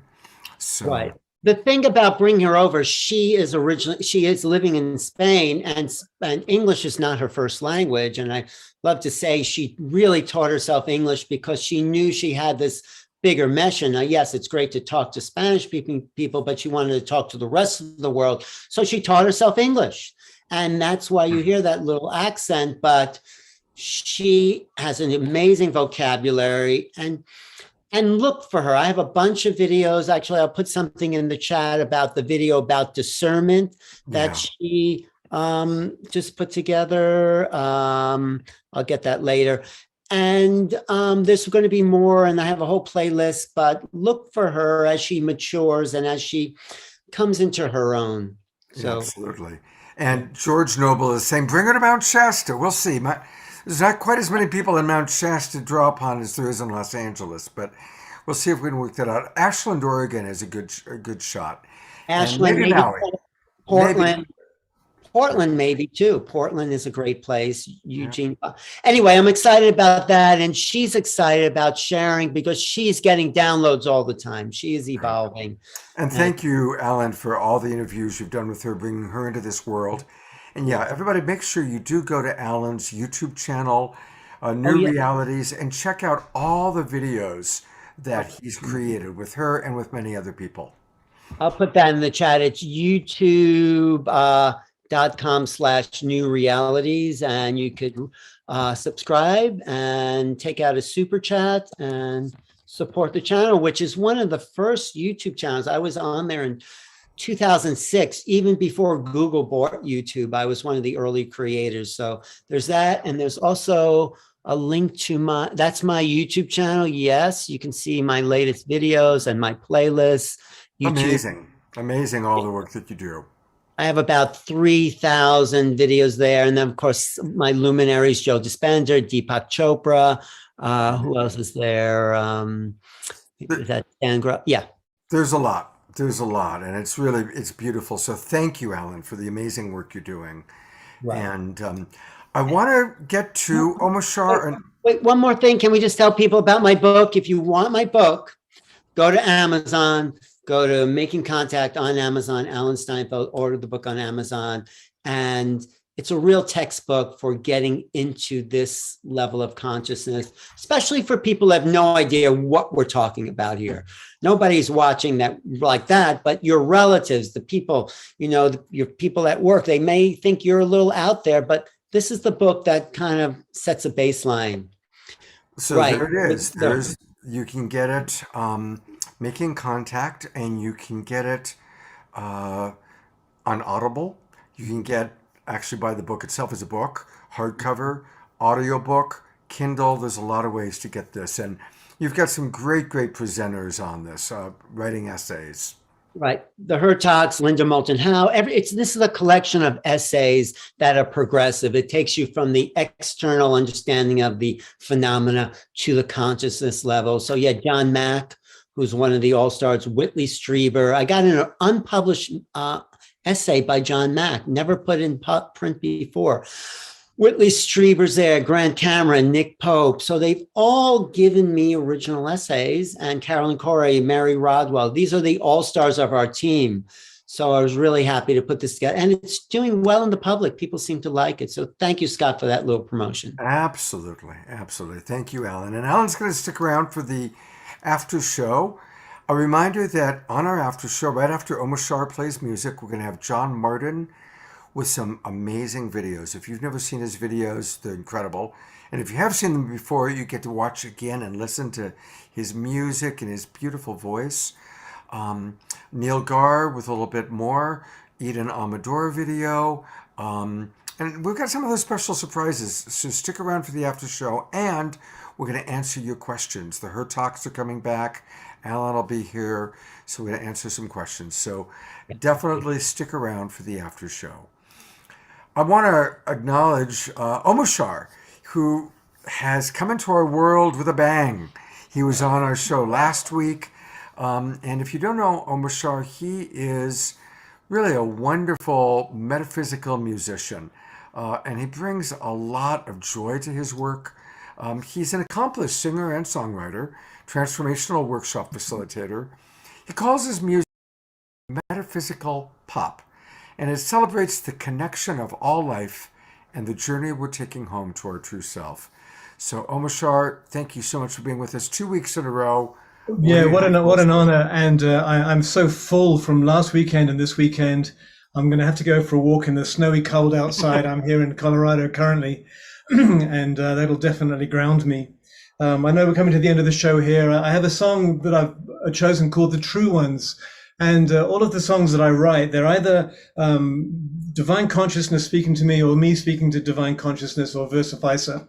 And this is a song about the awakened ones. This is how we feel as we awaken. And so for the awakening world, it's perfect. And I'll just get on with it. And that's right. Hang on a minute. I'm just going to put in the chat. Where are we? This is the lyrics to this song.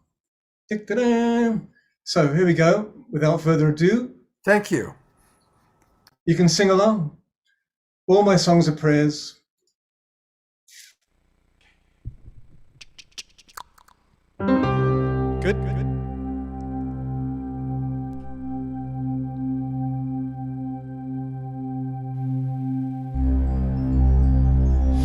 Strap yourself in.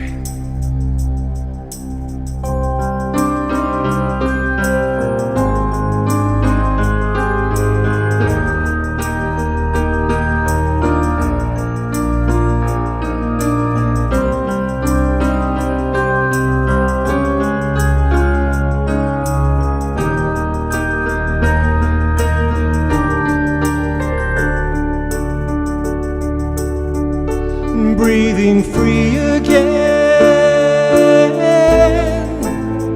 I love the air we breathe, and as we fly again, I love the sacred sky. Now we are whole again. I love the way we've changed, with open hearts again. I love the love we are.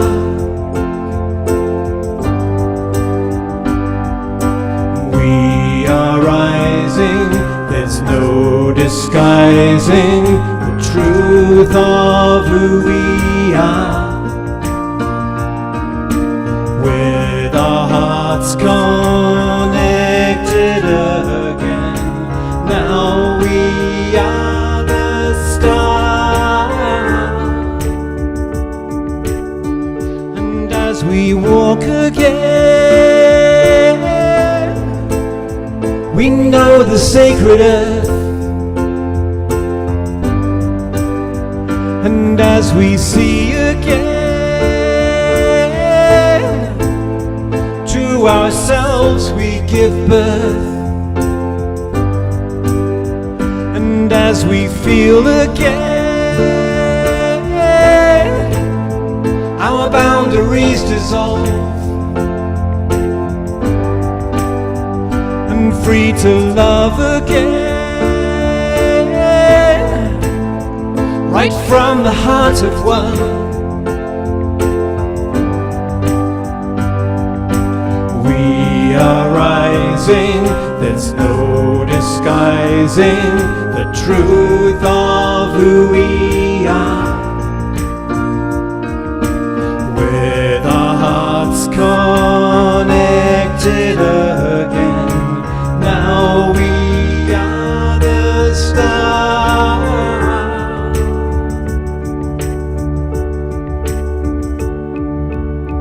And now that we are home, and all is said and done, light can find its way through all the true ones, and broken hearts resolve into the song of life. And the song of life will now be heard by all. You can sing along now. We are rising, there's no disguising the truth of who we are. With our hearts connected again, now we are the stars.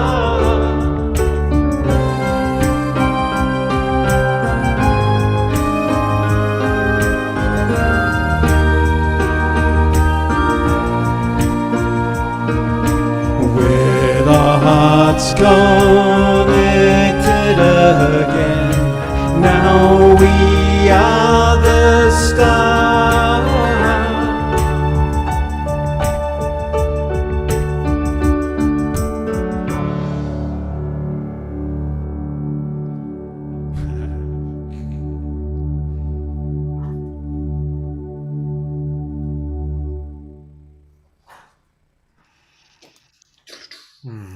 Well, Omashar, when you take a look and read the comments, people are saying all sorts of, bring him back, we love him, he's awesome. So you are definitely a big hit. Thank you so much. As one of our favorite new artists. I've played pretty much everywhere on the planet over the last 2 decades, and so this last couple of years of Zoom calls is kind of interesting, and I'm really, really grateful to have found the Global Peace Tribe, because I can express without restraint. So thank you. Well, we love you, and I want to let people know how you can get more Omashar. It's his name, omashar.com. OMASHAR.com. And just listen to me on Spotify, Amazon Music, and Apple Music, and that gives me 0.00001 cent each listen. Great. Well, are you going to stick around? Yes, I am. Another number in the after show? I'm going to be here for the after show, and I'll play another one if there's time. Otherwise, I'll just listen. We would love you to play another one. I'm going to bring Deborah on to say goodnight. Thank you, Deborah. It's great to have you with us again. Yeah, great to be back. Great show as always. Love you, Alan. Appreciate you, Scott. Deborah. So just incredible as always. Well, thank you. And we'll look forward to seeing you on Valentine's night. Mm-hmm. And tomorrow, Scott, what do we have to look forward to tomorrow morning? We've got a lot. It's been an embarrassment of riches with so many remarkable people that you've brought on for this show, Alan, really. So tomorrow we've got Suzanne Ross, whose Sedona event that we talked about. I'll kind of go there again. Geraldine. Okay, yeah, well, let's look at that first. And yes, this is... Suzanne Ross, there she is. And she really has a depth of understanding about our multidimensional self, light body activation, and how we can really ascend. So Suzanne's going to be with us tomorrow, which will be very special. And she'll be talking about that conference that I'm a part of. And one of our other guests tomorrow, Geraldine Orozco, is going to be on the panel tomorrow too. Tomorrow's Sunday, the Sacred Sunday show at 10 a.m. Pacific time. And Geraldine, she's like Marina. She's on that level. She's getting access to DNA programs, the upgrade of consciousness as it kind of connects with our multidimensional ET realities. She was a corporate meditation teacher, and one day she had this experience, and she'll tell us tomorrow, where she was just found herself aboard a ship and she started to remember whole other level of reality. So she's going to be with us, and also Barbara Lamb. Yes. Barbara Lamb is the dame, the grand dame of regressions, ET regression. If you think you've had some kind of contact, Barbara Lamb is the person to go to connect you to that experience. So, yeah. So that's our Sacred Sunday show tomorrow morning at 10 a.m. And I want to briefly play, I mentioned before that Eden Amadora and I are doing something very special. And that's going to be tomorrow afternoon. This is a free event all about healing the relational dynamics. And I'm going to put the Zoom room in the chat box in a moment. And Eden and I decided to make a little video, Alan. We shot it just today. And this is just a few minutes as an introduction to Eden and I and what we're going to be doing tomorrow. Let's take a look. Hey everybody, Love Coach Scott here, and I am putting the camera on my dear friend Eden Amadora, who I've really enjoyed co-hosting and collaborating with recently. You've seen her on The Awakening World and on Saturday Night Live. And she really is the embodiment of the divine feminine in human form. She's a mother of two, she has a business, she's an entrepreneur, and she does incredible work of really helping other women drop into their divine feminine, to remember who they truly are. And so I have tremendous respect for her. And as a result, we've decided we're going to do something together.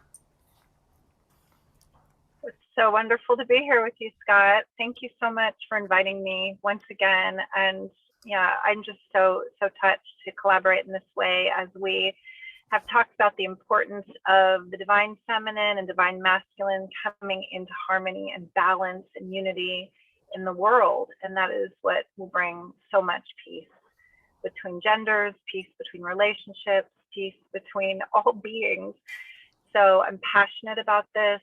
I do teach women in archetypal temple work. We merge and we embody the archetypes of the divine feminine in the 13 Moon Mystery School. And I also teach about the intermarriage work, which is really important to come into balance within ourselves with those forces of our masculine and feminine essence. And I'm excited about getting to speak to you much more about this on Sunday in this very special meeting we're doing. Yeah, and it's very spontaneous. It came out of a conversation Eden and I were having. So please join us. It's free. It's a kind of a free event that we're putting together tomorrow, Sunday, at 2 o'clock Pacific time. So it'll be 5 o'clock Eastern. And you can always watch it live on Facebook. But I want to really invite you to come into the Zoom room. And I'll put the Zoom room link into our chat box and onto the Facebook primary pages. So again, hoping you'll join us tomorrow, 2 o'clock. And Eden, I'm really looking forward to this conversation. It'll be a Zoom meeting, so people that come into the Zoom room can interact with us. And I'm honored to be collaborating with you. Yeah, that's one of my favorite things, is the participation and to hear what's going on for them and in their hearts. And I just wanted to make note of this beautiful image you created of us with this violet color and these like hands of light behind it. And in the archetypal work that I offer, that color is really a frequency of the goddess of compassion, or, you know, the Buddha of compassion, Avalokiteshvara. And I've done these rituals with men and women together in person, where it is deep healing and forgiveness ceremony. So we can actually go into that a little bit on Sunday, on tomorrow's show, some of those offerings to invite people to feel and experience with us and creating that healing, that beauty. Wonderful. Well, there it is, everybody. It's going to be a great afternoon. Please do join us. Thanks for watching.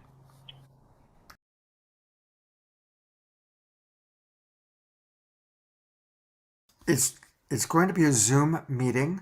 So if you want, people who come in can turn the cameras on and participate, and or you can just watch. Well, Yes, for tomorrow too, for our Sacred Sunday, how can people be a part of the Zoom room and for the thing? What's the link for that? Always the same. Register by going to globalpeacetribe.com. When you register, you're going to get the links to all 3 of our shows for the next 3 months. So one registration, you get an email, gives you the links, and you're all set.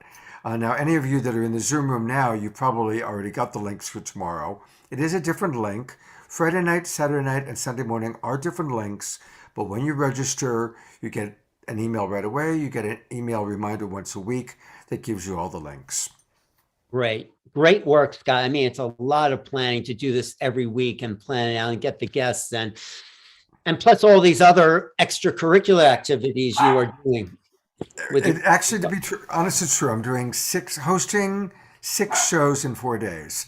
The Awakening World 3 shows, the show with Eden. I'm doing the Mary Magdalene event with Christy Michael on Monday night. And I did something with Sylvan. So it's kind of a busy time. I don't know how you stay in front of the screen, the Zoom screen, for that long. That's the hard part, to be honest. I do, being in front of the computer. So you hear my dog barking? That's because he's saying, come on, Dad, get the fuck off the computer and let's go for a WALK. We have an after party to go to. We do. We have an after show. And I want to... we're going to start our after show off with John Martin. I'm going to bring John on right now. John, I'm going to play you a video from the one that we played last night, just because it's so beautiful. And the way you talk to these beings is so precious. So for any of you who don't know John, I got to say, he's one of my favorite people that I've met during the pandemic and through these online shows. His heart is so pure, so beautiful.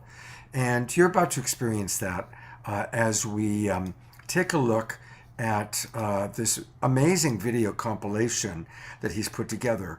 These are all videos that he has made over how long a period, John? This one is the last year and a half.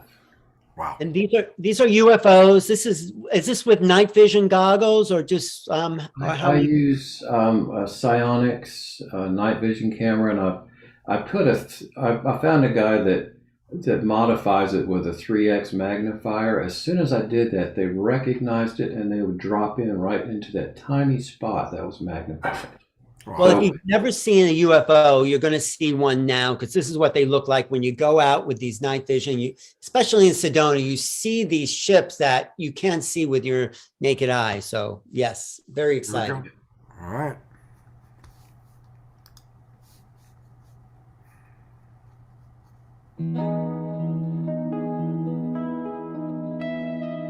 And music by John.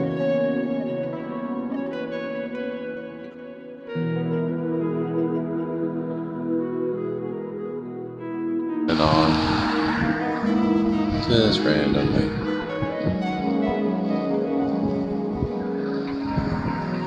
It's never random, it's a difference. Wow. Tell me that's not the greatest thing you've ever seen. Wow, friends.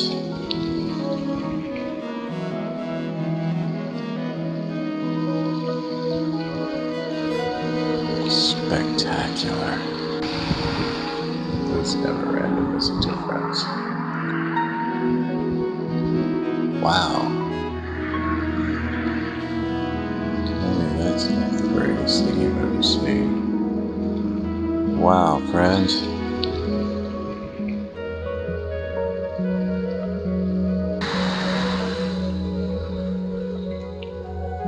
There's my friend. Hey, beautiful one.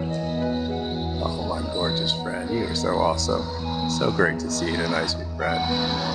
Hey, how are you, brother? Oh, how wonderfully done. You can be a sister as well. Love you. That was perfect. Thank you so much. Awesomely done. You are so cool. You're so incredible, my brother.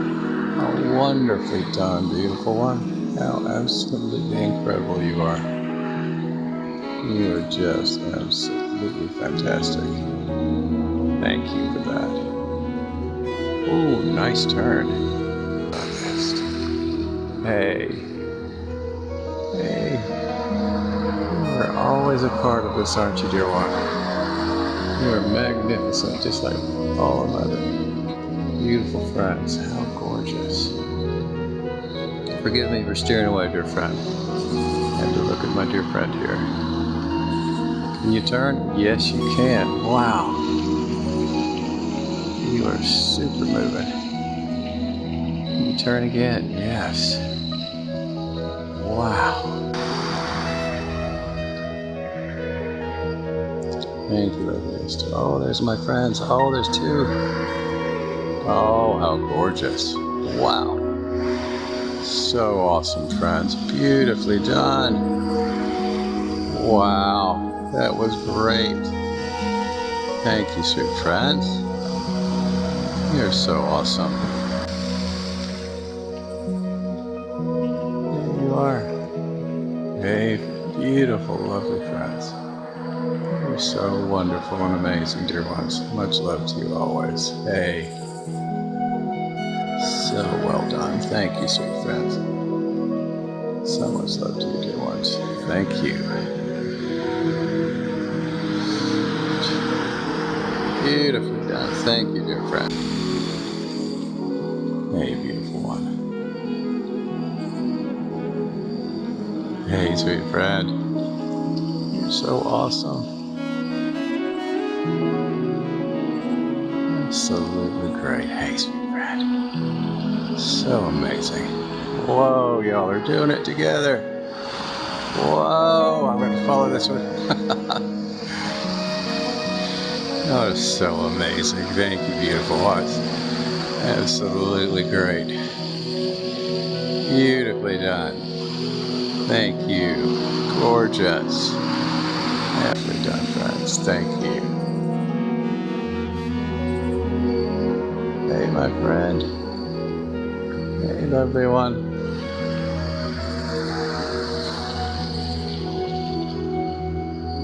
So good to see you. Oh, you went this way too. How wonderful. Wonderfully done, friends. Thank you. Gorgeous. Just absolutely amazing. Look at that. Thank you, gorgeous ones. My gracious. You're really doing it tonight. Thank you. That is the most amazing thing ever. Thank you, lovely ones.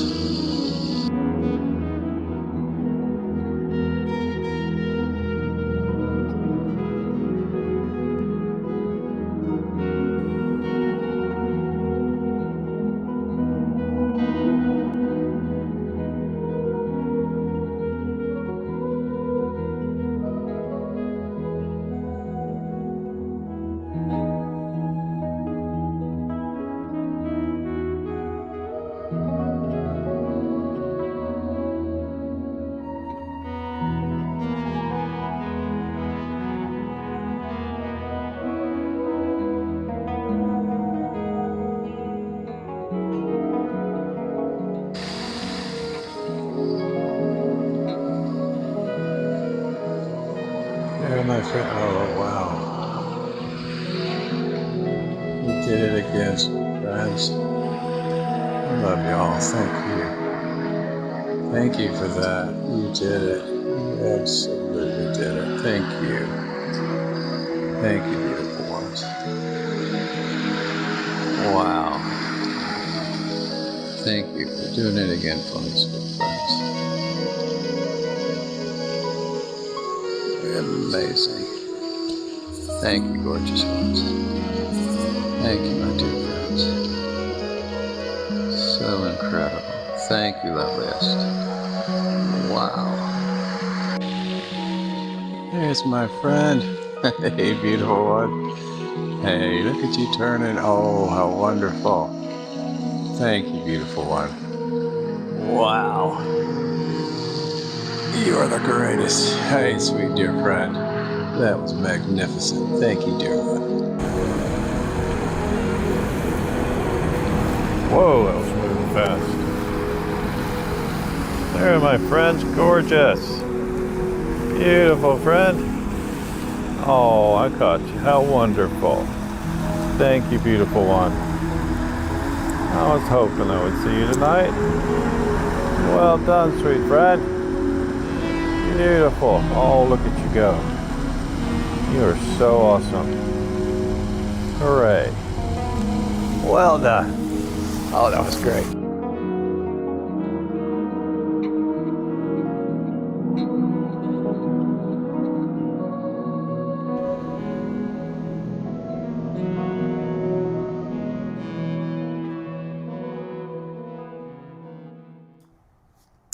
You know, I love playing that because, John, the vibration of love that you bring to your work, that to me is the greatest teaching. I so appreciate all of our wisdom teachers, but that example of just your consistent gratitude, your consistent putting love out there, putting appreciation out there. So, of course, you're having probably more contact on a regular basis than almost anyone.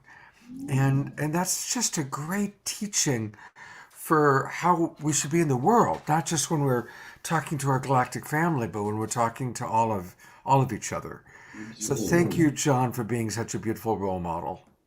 It's a pleasure, Scott. And to touch on Marina's point, when I had the large craft that came, and it was kind of an overpowering emotion for me, and they recognized that, and they pulled back.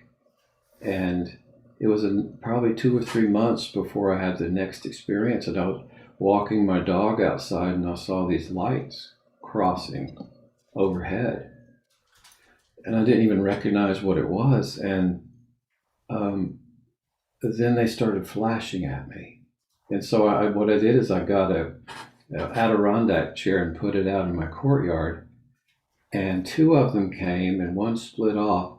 And I just felt like waving to it. And it grew in intensity about 3 times. And I waved at it again, and it did it again. And I waved at it one more time, and it did it. And so I knew it was them. And from that point on, you know, I just made it a daily practice to, when I'm outside, I share my life with them. When I have great things that happen, when I have difficulties, I share it. When I take my dog out in the morning, I say good morning to them. It was so lovely seeing you last night. I look forward to seeing you again. And it's something we all can do. If we project what we love, project what's important to us, the universe recognizes that. Mm-hmm. Beautiful. Well, Are you getting, when's the last time you made contact like that, John? A couple of days ago. It was real. I was going to go out tonight, but it's really, really cold. So, but you know, I have a little park right next door, so I just walk over there and have a little picnic table, and I set my cameras up, and I say, you know, hey to them, and here they come.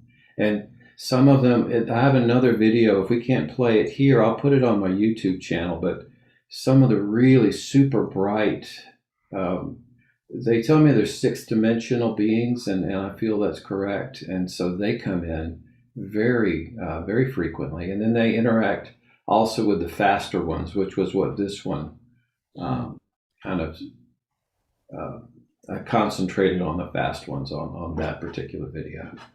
You said you also kind of emanate a love field out there, so that helps them show up, right? Well, they send it to me just as strongly, absolutely. So we bounce off each other, and you know, to be able to catch something that fast, because they're probably going 800 or 900 miles an hour. Some of them that are very high are probably going thousands of miles an hour. But when your frequency is connected, then you can lock in.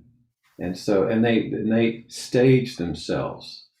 You know, some of those clips are only 1 or 2 minutes apart, because once they start, they just really start doing all these incredible aerobatics. That one, I would love to get a CGI where it came in and it stopped and turned and did these aerobatics, and it was so amazing.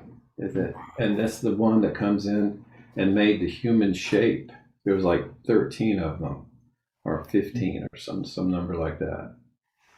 John, I want to read to you a couple of comments, and then we're going to bring the Hurtaks on. Jane Hernandez writes, "Thank you for your soothing, calming, beautiful voice and vibration. Much love and blessings to you." And that really sums up, I think, how so many of us feel. Lots and lots of thank you, Johns. Omashar writes, "John, the love you share with these beings is palpable." That's amazing. Thank you. Yeah, and Mark Janisovsky, one of our regulars, writes, "I sat on the back patio of our condo in Sandy Springs for years and never saw this. Now I've learned it's important to look up." Right? Well, it's not just looking up, but there has to be a directed effort. You have to make the connection, the psychic thought to project. You know, the speed of thought is incredibly fast, and it goes well beyond our local area. And so I have them. Some videos I actually have them popping into our dimension. You can see a bright flash as they pop in, and they'll appear, 20 degrees from there. But the really large deep spacecraft, when they come in, they'll do a shooting star effect. And then you'll see the really big, beautiful. Maybe we should do a star watch at Sandy Point. Let's do Sandy Springs. Oh, yeah, right. And locations, not really. I go down to Florida and they pop, I tell them before I leave, I'm going to go down to Sandy Springs. And as soon as I'm there they are. So, we can do it anywhere you like, really. Wow. Great. I want to just real quickly, Alan, we're going to hear from the Hurtaks, and we're going to be on for a few more minutes, and then we'll finish with an Omashar song. But if anybody has questions, now is the time to put your questions or essential comments into the chat box for us to read and respond to. So now is the time to do that.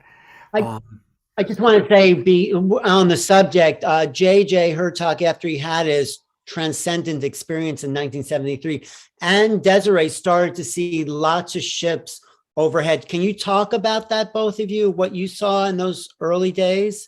Well, let me start, Ariane, with John, because actually that's exactly what your book is about, Alan, that once you've had that connection, either seeing a UFO, you don't even have to see an ET physical, but just the UFO, you are entangled with them. And so you can be, as John said, anywhere on the planet and have that interconnectedness. It's really quantum physics, but it's also consciousness like we're talking about. So the Dr. Hurtak talks about inductive linkage, because also once he had the contact with Enoch, which was the seventh from Adam, and taken into the higher worlds, not through a UFO, but through a light presence and a light pillar, he was able to always be, in some cases, connected with that energy. Right. So when it's important to go beyond mere observation to consciousness contact, because of the linkages that have to be there on the various strata. Otherwise, it is just phenomena, and not what the ancient Greeks called the noumena, the inner essence, the inner experience. As one of my students has illustrated in this picture, which I'm holding up, the human being is surrounded by light that is coming from a higher source of contact. In this case, his body chakra areas are illuminated, and by using sacred language or sacred mantras, as we see here in the Aramaic and the ancient Hebrew, the body is receptive as a musical vehicle. A musical response holds the energy But we have to realize it really is all consciousness. It's all consciousness power. And we are all interconnected with everyone and everything. And especially when we make that connection, we see this with mothers, with their children. So yes, Alan, it's amazing how interconnected we all are. I know you and I and Dr. Hurtak, you know, we think about you, you call us on the phone. We're connected. But Linda, 5959, Linda asked a really important question, and maybe to John too. How do you know they're benevolent versus the bad ones? You know, how can you tell which ones you want to make contact with? I think that's the energy field. If you put out a higher frequency of love, that frequency has to be matched or not matched. And that's part of the filter that's built into the higher chakras or the higher seals. So it's more than symbolic logic. It's an actual experiential realm that you go into, without which you simply are the victim of government reports or statistical curves, or who knows, engineers who are sticking their thumb in their mouth and wondering, gee, this is interesting, but so what? You have to have the courage to have the holistic experience. And I would say that goes along with what Marina was asking or talking to you about. You know, we do have free will. I think we have free will at any moment, and it's vibrations as well. You can feel when someone's loving, caring, wanting to take, you know, you to a higher level, and you can feel when those people are really taking advantage. A friend of ours wrote a book, They Need Us, We Don't Need Them. And if you go back to Dan Burrish, supposedly having contacted Area 51, they were seeking stuff from us because they were going through neuropathy, having been cloned too many times. So there's a lot of different aspects. Dr. Jack's experience was of the light energy. It's a totally different situation. There are, well, Linda Moulton-Howe, as you know, Alan, supposedly reports that Ronald Reagan was given a briefing of 5 different extraterrestrial types. Only one of the 5 were warlike in that sense. The others were mostly here to help. Well, let me ask I want to comment on the film from Sandy Springs, Georgia. This is very profound. On the 2nd of November, 2021, you see the whole sky being, so we say, showing a flotilla of massive numbers of objects. And this is the sign that the portals are being opened, and levels of intelligence of a particular strata are showing themselves because of the greater environmental and planetary changes that are now beginning to happen. The doors to the biological kingdom are being opened. And this is what Uri Geller was talking about, and you sent me that recent release from him. Well, let me ask John. Go ahead, John. Yeah, go ahead. I was at the same park the day after, it was Easter Monday, 2019, and a portal opened and this beautiful being came through. It looked very much like the illustration that you showed. I was able to take 4 or 5 pictures, but at that time, I really wasn't able to incorporate the experience, and I actually looked away. And yes, it was, and I'll send that picture to you so you can see. It's really one of the most beautiful experiences I've had. That night, I went back to the park, and this beautiful golden energy dropped to treetop level, and I apologized to them, saying I was sorry that I was not able to look at the being from you know the length of time it deserved, and it increased in intensity many times, understanding that it was difficult. It's difficult for us on this dimension to kind of grasp these higher dimensions. Thank you for your testimony. Thank you for your testimony, because this happens also in sacred areas around sacred dates to commemorate events dealing with the sacred or the angelic dimension. So you have to carefully prepare oneself not to be caught up in the lower phenomena or the lower lights, but the greater lights that show an effulgence, a purpose, and an awakening that takes place within the heart, that the divine is closer to the human than one normally would suspect from the traditional engineering reports. So this is something much greater. I want to just ask John that other part of the question. John, do you ever get a negative feeling, or you're just emanating so much love that they can't get beyond that field? One time I had, and I want to tell the Hurtaks that I feel like their spectrum of work is well beyond 2 people. And I've followed them for a long time, and I'm a great fan of their work. But I did have one time that actually appeared on a deck, and it started flashing red, green, blue, but the energy was not right. And so I went back inside, and that's the only time I've had that kind of experience. But beyond that, it's just been beautiful. If I can stop my video after the cross and crescent shaped craft came, and they asked me not to take their picture, they'd give me a gift that I could take a picture of, and they gave me this beautiful heart-shaped cloud in the same spot as where the cross and crescent shape was. Wow. I had Darshan with Amma, and I showed her the picture, and she said, "A heart cloud, how beautiful!" It's an archetype, and that is beautiful. Wow. I have another question in the chat for the Hurtaks about relating ETs to angels, archangels, masters. Is there a connection there? Do they communicate with each other? Well, just like we can communicate with angelic forces or communicate with extraterrestrial forces, and of course we also say there's extracelestial, there's so many different types and layers and levels. Yes, all are interconnected, and some ETs are also able to connect with the angelic presences. So basically, we're like ETs, really. I mean, I think we have to stop seeing ourselves as earthlings and seeing ourselves, as Scott also said, as multi-dimensional beings. And we have that capacity. We did this book with Elizabeth Rauscher. Her idea of remote viewing is we're already functioning in the 8th dimension. That's how we can have precognition. And a lot of people, even Russell Targ, is working with precognition. So this is just how it works. We are cosmic beings. We growing up right now to realize we're in a vast reality, and we're all interconnected. We can communicate with the angels. We can communicate with the divine beings. We can communicate with the ETs. It's really our choice. As John was showing, the multiple levels are available. At the same time, we want to make a clear distinction that the 75 years of cover-up has been due to the cat and mouse game of some of these experimental ETs, which are the lower hierarchical beings and not necessarily of the higher realms. And so my hope would be most people will look clearly at the new evidence that you, Ellen, and we are doing together, showing the ultra-celestials and the extra-celestials, because these are higher realms that do not need physical spaceships.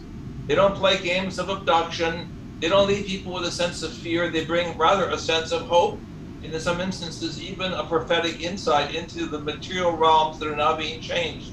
Let me bring Jodi Serota into the discussion and just ask you, Jodi, thanks for hanging out and staying with us.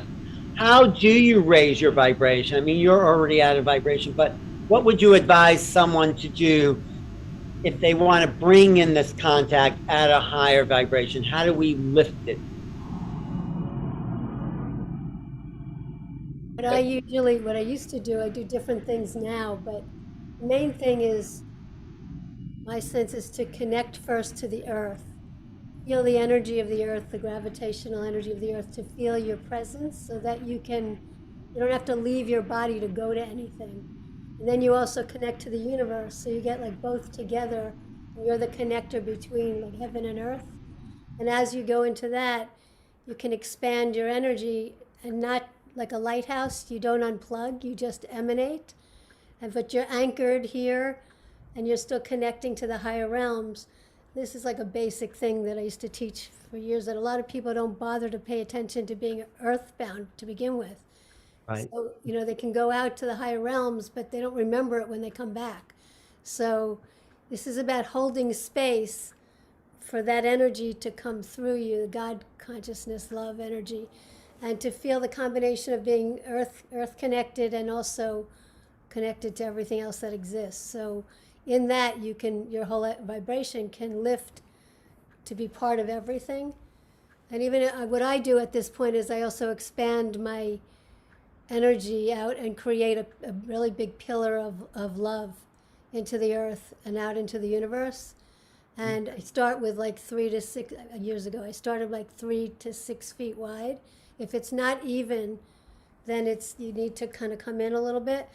But what it does is the reality is that you're not in a pillar of love. You are the pillar of love. You've just emanated. So when you're in that space of earth and the higher realms, you can hold that space. It's like if you're teaching a class or something like this, you're holding space for everything else to happen in it. If they're not holding this space, it's like all over the place, and you can get all sorts of other things coming in and out of it. Trying to ground a frequency on a radio or TV. You have to have the space to be held in a grounded way, and then everything else can come to you as you kind of raise your energy at the same time. So you start to meet each other. Great, great. Thanks for hanging in there. So Scott, do you want to? I want to bring Neil Gaur back on. First of all, thank you, Jodi. It's 12 after midnight where you are. Incredible. And also after midnight for Neil. Neil is on the East Coast. So thank you, East Coasters, for hanging in there with us so late. And Neil is going to bless us with another spoken word. Right. Thank you. All right, I'm gonna just share my Any screen comment, here. Neil? Just have any comment on John's video or anything anyone said here tonight? Do you have anything you wanted to just add? Well, I stepped away for the last 20 minutes or so, but I definitely know we're sharing a lot of contact experiences and connecting with higher consciousness, and how to use discernment in order to really pull in the energies that are for the upliftment of humanity. And that's pretty much the theme of what I got. And I heard some time ago, I guess when I was first getting into this whole thing of that, there's the law of like, if you ask what the beings are, they need to basically present themselves as what they are. So just standing in that consciousness and asking if you're of the light can go a long way. So what I'm just going to do is just share some poetry that kind of just brings in some light, and we're going to do two pieces here. The first one is called A Black Sun, because I'm a huge fan of the supermassive black hole in the center of the galaxy. I even created a whole presentation on it. And at Conscious Life Expo, I'm going to be doing a presentation on Sunday on galactic origins, in which we will be doing a lot of scientific awareness on the central sun, the black hole in the center of the galaxy. This first one is called The Black Sun, and it is an homage to that energy. And then the second one is called The Nine Hells, which is kind of a play on Dante's Inferno, but also many other ancient scriptures. And the nine hells are not hells in the fact of you incarnating into an hell, but it's more like these personal hells that we create in our own mind, and the different forms of experience that we go through in order for us to truly learn the lessons that, why we're here on this planet of amnesia, remembering our lessons by going through experiences that are dark, so that we can have the contrast and understand and embrace what it is to live in the light. So here we go. Here's The Black Sun.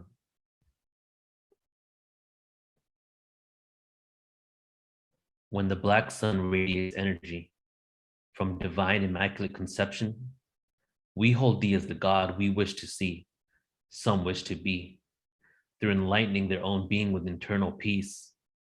Anarchy through poetry is just one piece of the oceanic breeze. I will split the seas so we can pass freely to lands promised to me by bloodline. You see, we're all a part of the divine. Heaven on earth, constant search to find a meaning to life is only one part of reality. Intergalactic universal beliefs, interdimensional beings, enhanced communication through planetary rings.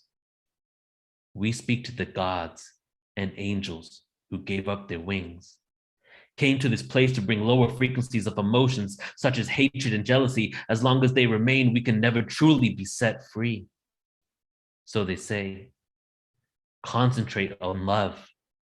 Not of the physical kind, the type that clouds your mind, blind to things in plain sight. Love is different when it comes from above, not in the material world. Believe in her, fill my conscious mind with ether. I see the door swinging open and closed. Love was once blocked by pain and woes. When the sky splits open, heaven will show we are all one. No matter friend or foe, it has already been done. The future has already happened through the eyes of the last black sun. Through the eyes of the last black sun. The nine hells.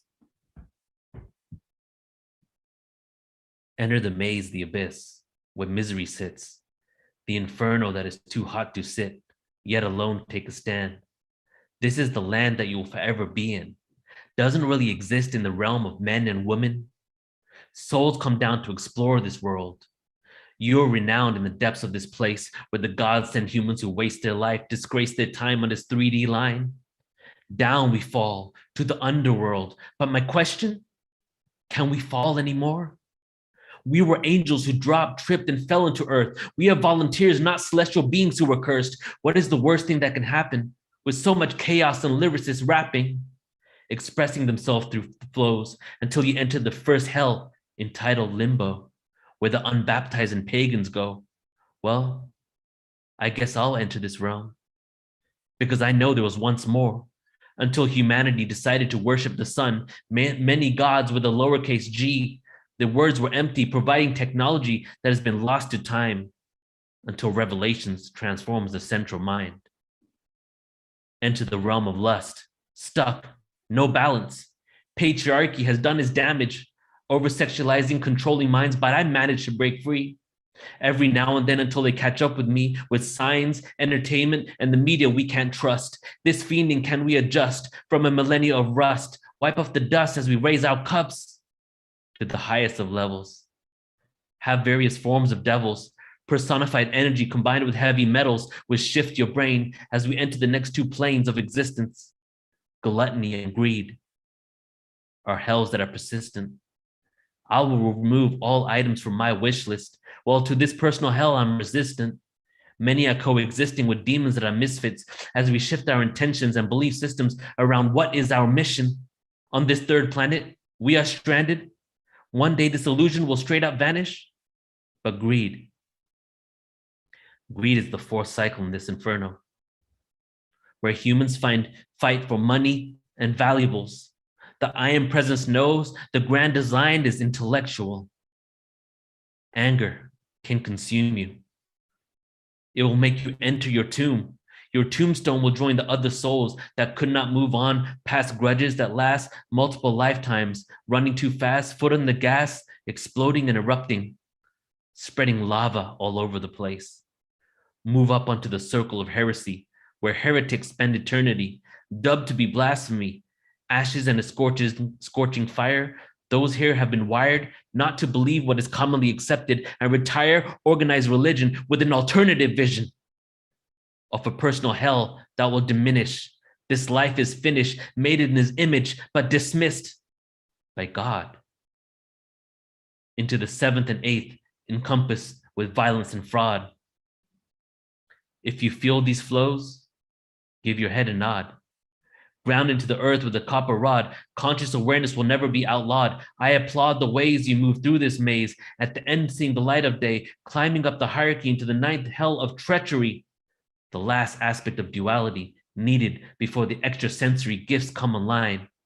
DNA strands activate and the vibration inside, each one of us will rise as life moves from struggle to joy and fun. And we enter the sixth sun. Thank you. Oh, thank you, Neil. Beautiful. I love your passion. Just such beautiful passion, brother. You know, they're like movies for me. I get pictures and images. I would love some animation to go with that. That's coming up. It is? Yeah. Great. I have, I'll just say real quick, I have my hip hop album is being produced right now. It'll be out within a month. And then my spoken word album with classical music behind it will be out in 2 months. And I also have an a cappella album coming out too. So that's my dream for this year, and to create some visuals and everything with it too. Right. Well, let's all hold the vision for that. And a reminder again, if you have not joined Portal to Ascension yet, everybody go there right now. You can also put questions, comments, or suggestions to Neil. He's very open about that. But definitely make sure that you join. He has so much amazing material here. Kamara Jones, who you just showed, is a phenomenal ET artist. So yes, so much there. Yeah, sorry, I didn't mean to interrupt your display of Neil, but that was, Neil's archives are an education in spirituality and this dimension we're all a part of about making contact. Yes. So Scott, should I ask the Hurtaks one more question and then One we'll wrap? question for the Hurtaks, and then we'll close with an Omashar song. Right. Okay. JJ and Desiree, are you still there? Yes. Good. Okay. This is from the YouTube chat. Is it true that the Anunnaki are returning very soon before 2030 with their planet Nibiru? Well, I think it's always difficult to put dates. We always heard that really time is in the consciousness of the species. But there does seem to be something that's going on in our local universe. Dr. Jack calls it a galactic house cleaning, where there's a lot of beings really influencing us right now from other levels. So I wouldn't say they're returning any more than any of the other beings are returning. We don't focus on only the Anunnaki, but basically we're going to be seeing many different types, as John just showed us, coming back into our reality and connecting with us both consciously and physically. Right, the lower hierarchies or the experimental hierarchies are returning to the scene of their experiments, as well as the higher hierarchies that are more loving, holistic, and we would call them connected with the universal law of one, which is the higher ethics.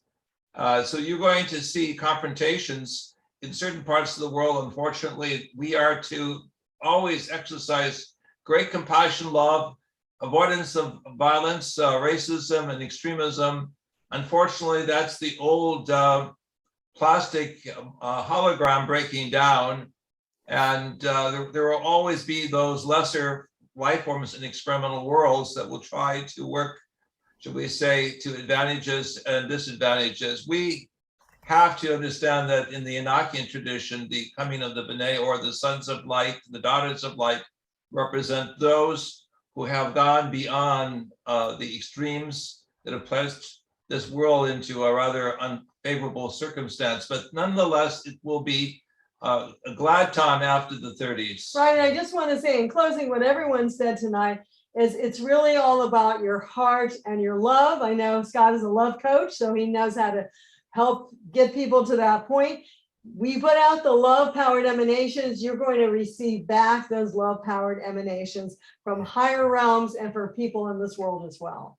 When we were underneath the pyramids of Egypt, we found the fossils that were part snake, part bird. So we know that genetic experiments took place. We do not want to go into work with those who preach hybridization and experimentation that will lead to cruelty. So again, the purpose here is to use great wisdom, great love, great light to discern and take the higher path. Thank you. Well, thank you for the love you bring to the planet and to the expo next weekend and to all the places that you visit and your worldwide population. So I appreciate that personally, and I think we all appreciate it here. Yeah, you too. And also I want to acknowledge, as a love coach, you're a couple. And it's beautiful how balanced you are. I always appreciate that you both respect each other. You know, kind of share the stage really well. And it's no small thing. So I want to acknowledge that part of it too. I always go, oh, what a great couple. And for 40 something years as well. So, well, let's next show, Secrets to a 40-year marriage while doing great work in the world with JJ and Desiree Hurtak. You know, I think that's, I think that's part of the relationship, because the relationship is not about the relationship. The relationship is about doing something together in the world. Yes. Yeah. Anyway, thank Scott. This has been another beautiful show with such deep wisdom and feeling and love. So thank you. And tomorrow is when we all going to come together. Lots of interaction, great presenters. So join us tomorrow morning, 10 o'clock in the morning Pacific time, 1 o'clock Eastern. And I'm sure all of you. I just want to say Barbara Lamb, Geraldine Orozco, Suzanne Ross. We're going to have another roll in from Elizabeth April and Marina. And that will be, I think, could be more of a discussion. We'll invite people into the Zoom room. Maybe if you want, Scott, people sharing some experiences. I just got an email from a family in Australia, 6 kids, 2 adults, and they're having experiences all the time. They showed me pictures. So I'm going to invite them to share Fabulous. Maybe some other people, and some of the people here. Why not? Yeah, Join no, us. definitely come and join us tomorrow morning. I just want to All say, right. well, sorry, one more thing, that the importance of shows like this is because we are coming to a turning point in human history, and we need to be made aware, and we need to share this knowledge that we're not alone in the universe. We're part of a greater cosmos, and human consciousness can and will expand into the unknown and bring in a new reality. It's awakened world right here. New reality right here. All right. Hey, let's close out with some beautiful music. And Omashar, thank you for waiting and being with us. And Well, luckily I haven't been waiting. It's such an honor. What a amazing weekend we're having so far. Thank you so much. Yeah, thank you. And Alan, I'm right with you there with Neil with his work. I just felt all these visuals coming up. What a beautiful creative artist he is. So I look forward to his. So this one is a short song called "The Wonderful and the New." It's off my upcoming album called "The Lightness of Being," and basically it's a message of hope from divine consciousness to us humans. And here's maybe the let's try that one. The lyrics in the chat box if you want to sing along. And it's a gentle song. It's an unplugged version of something which I'll ham up for the album, but this is just the piano. So deep breath.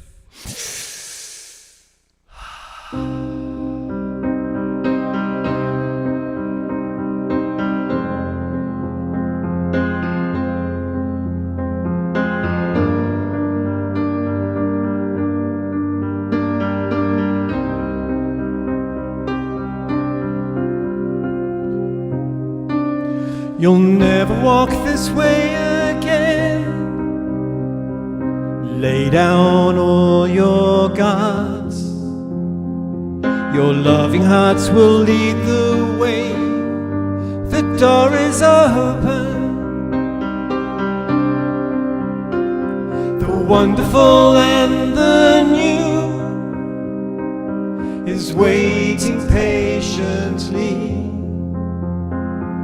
Take the step and you will see all you've been dreaming. Now is the time you've been waiting for so long.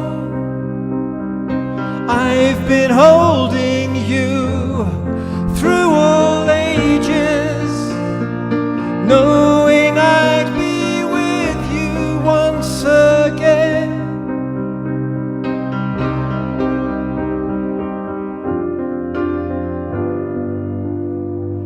You'll never be alone again.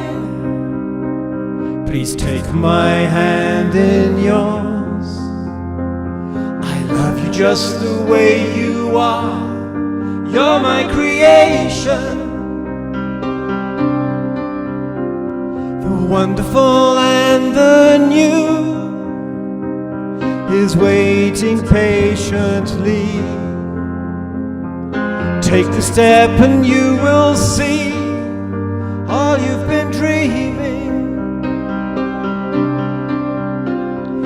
Now is the time you've been waiting for so long. I've been holding you through all ages, knowing I'd be with you once again.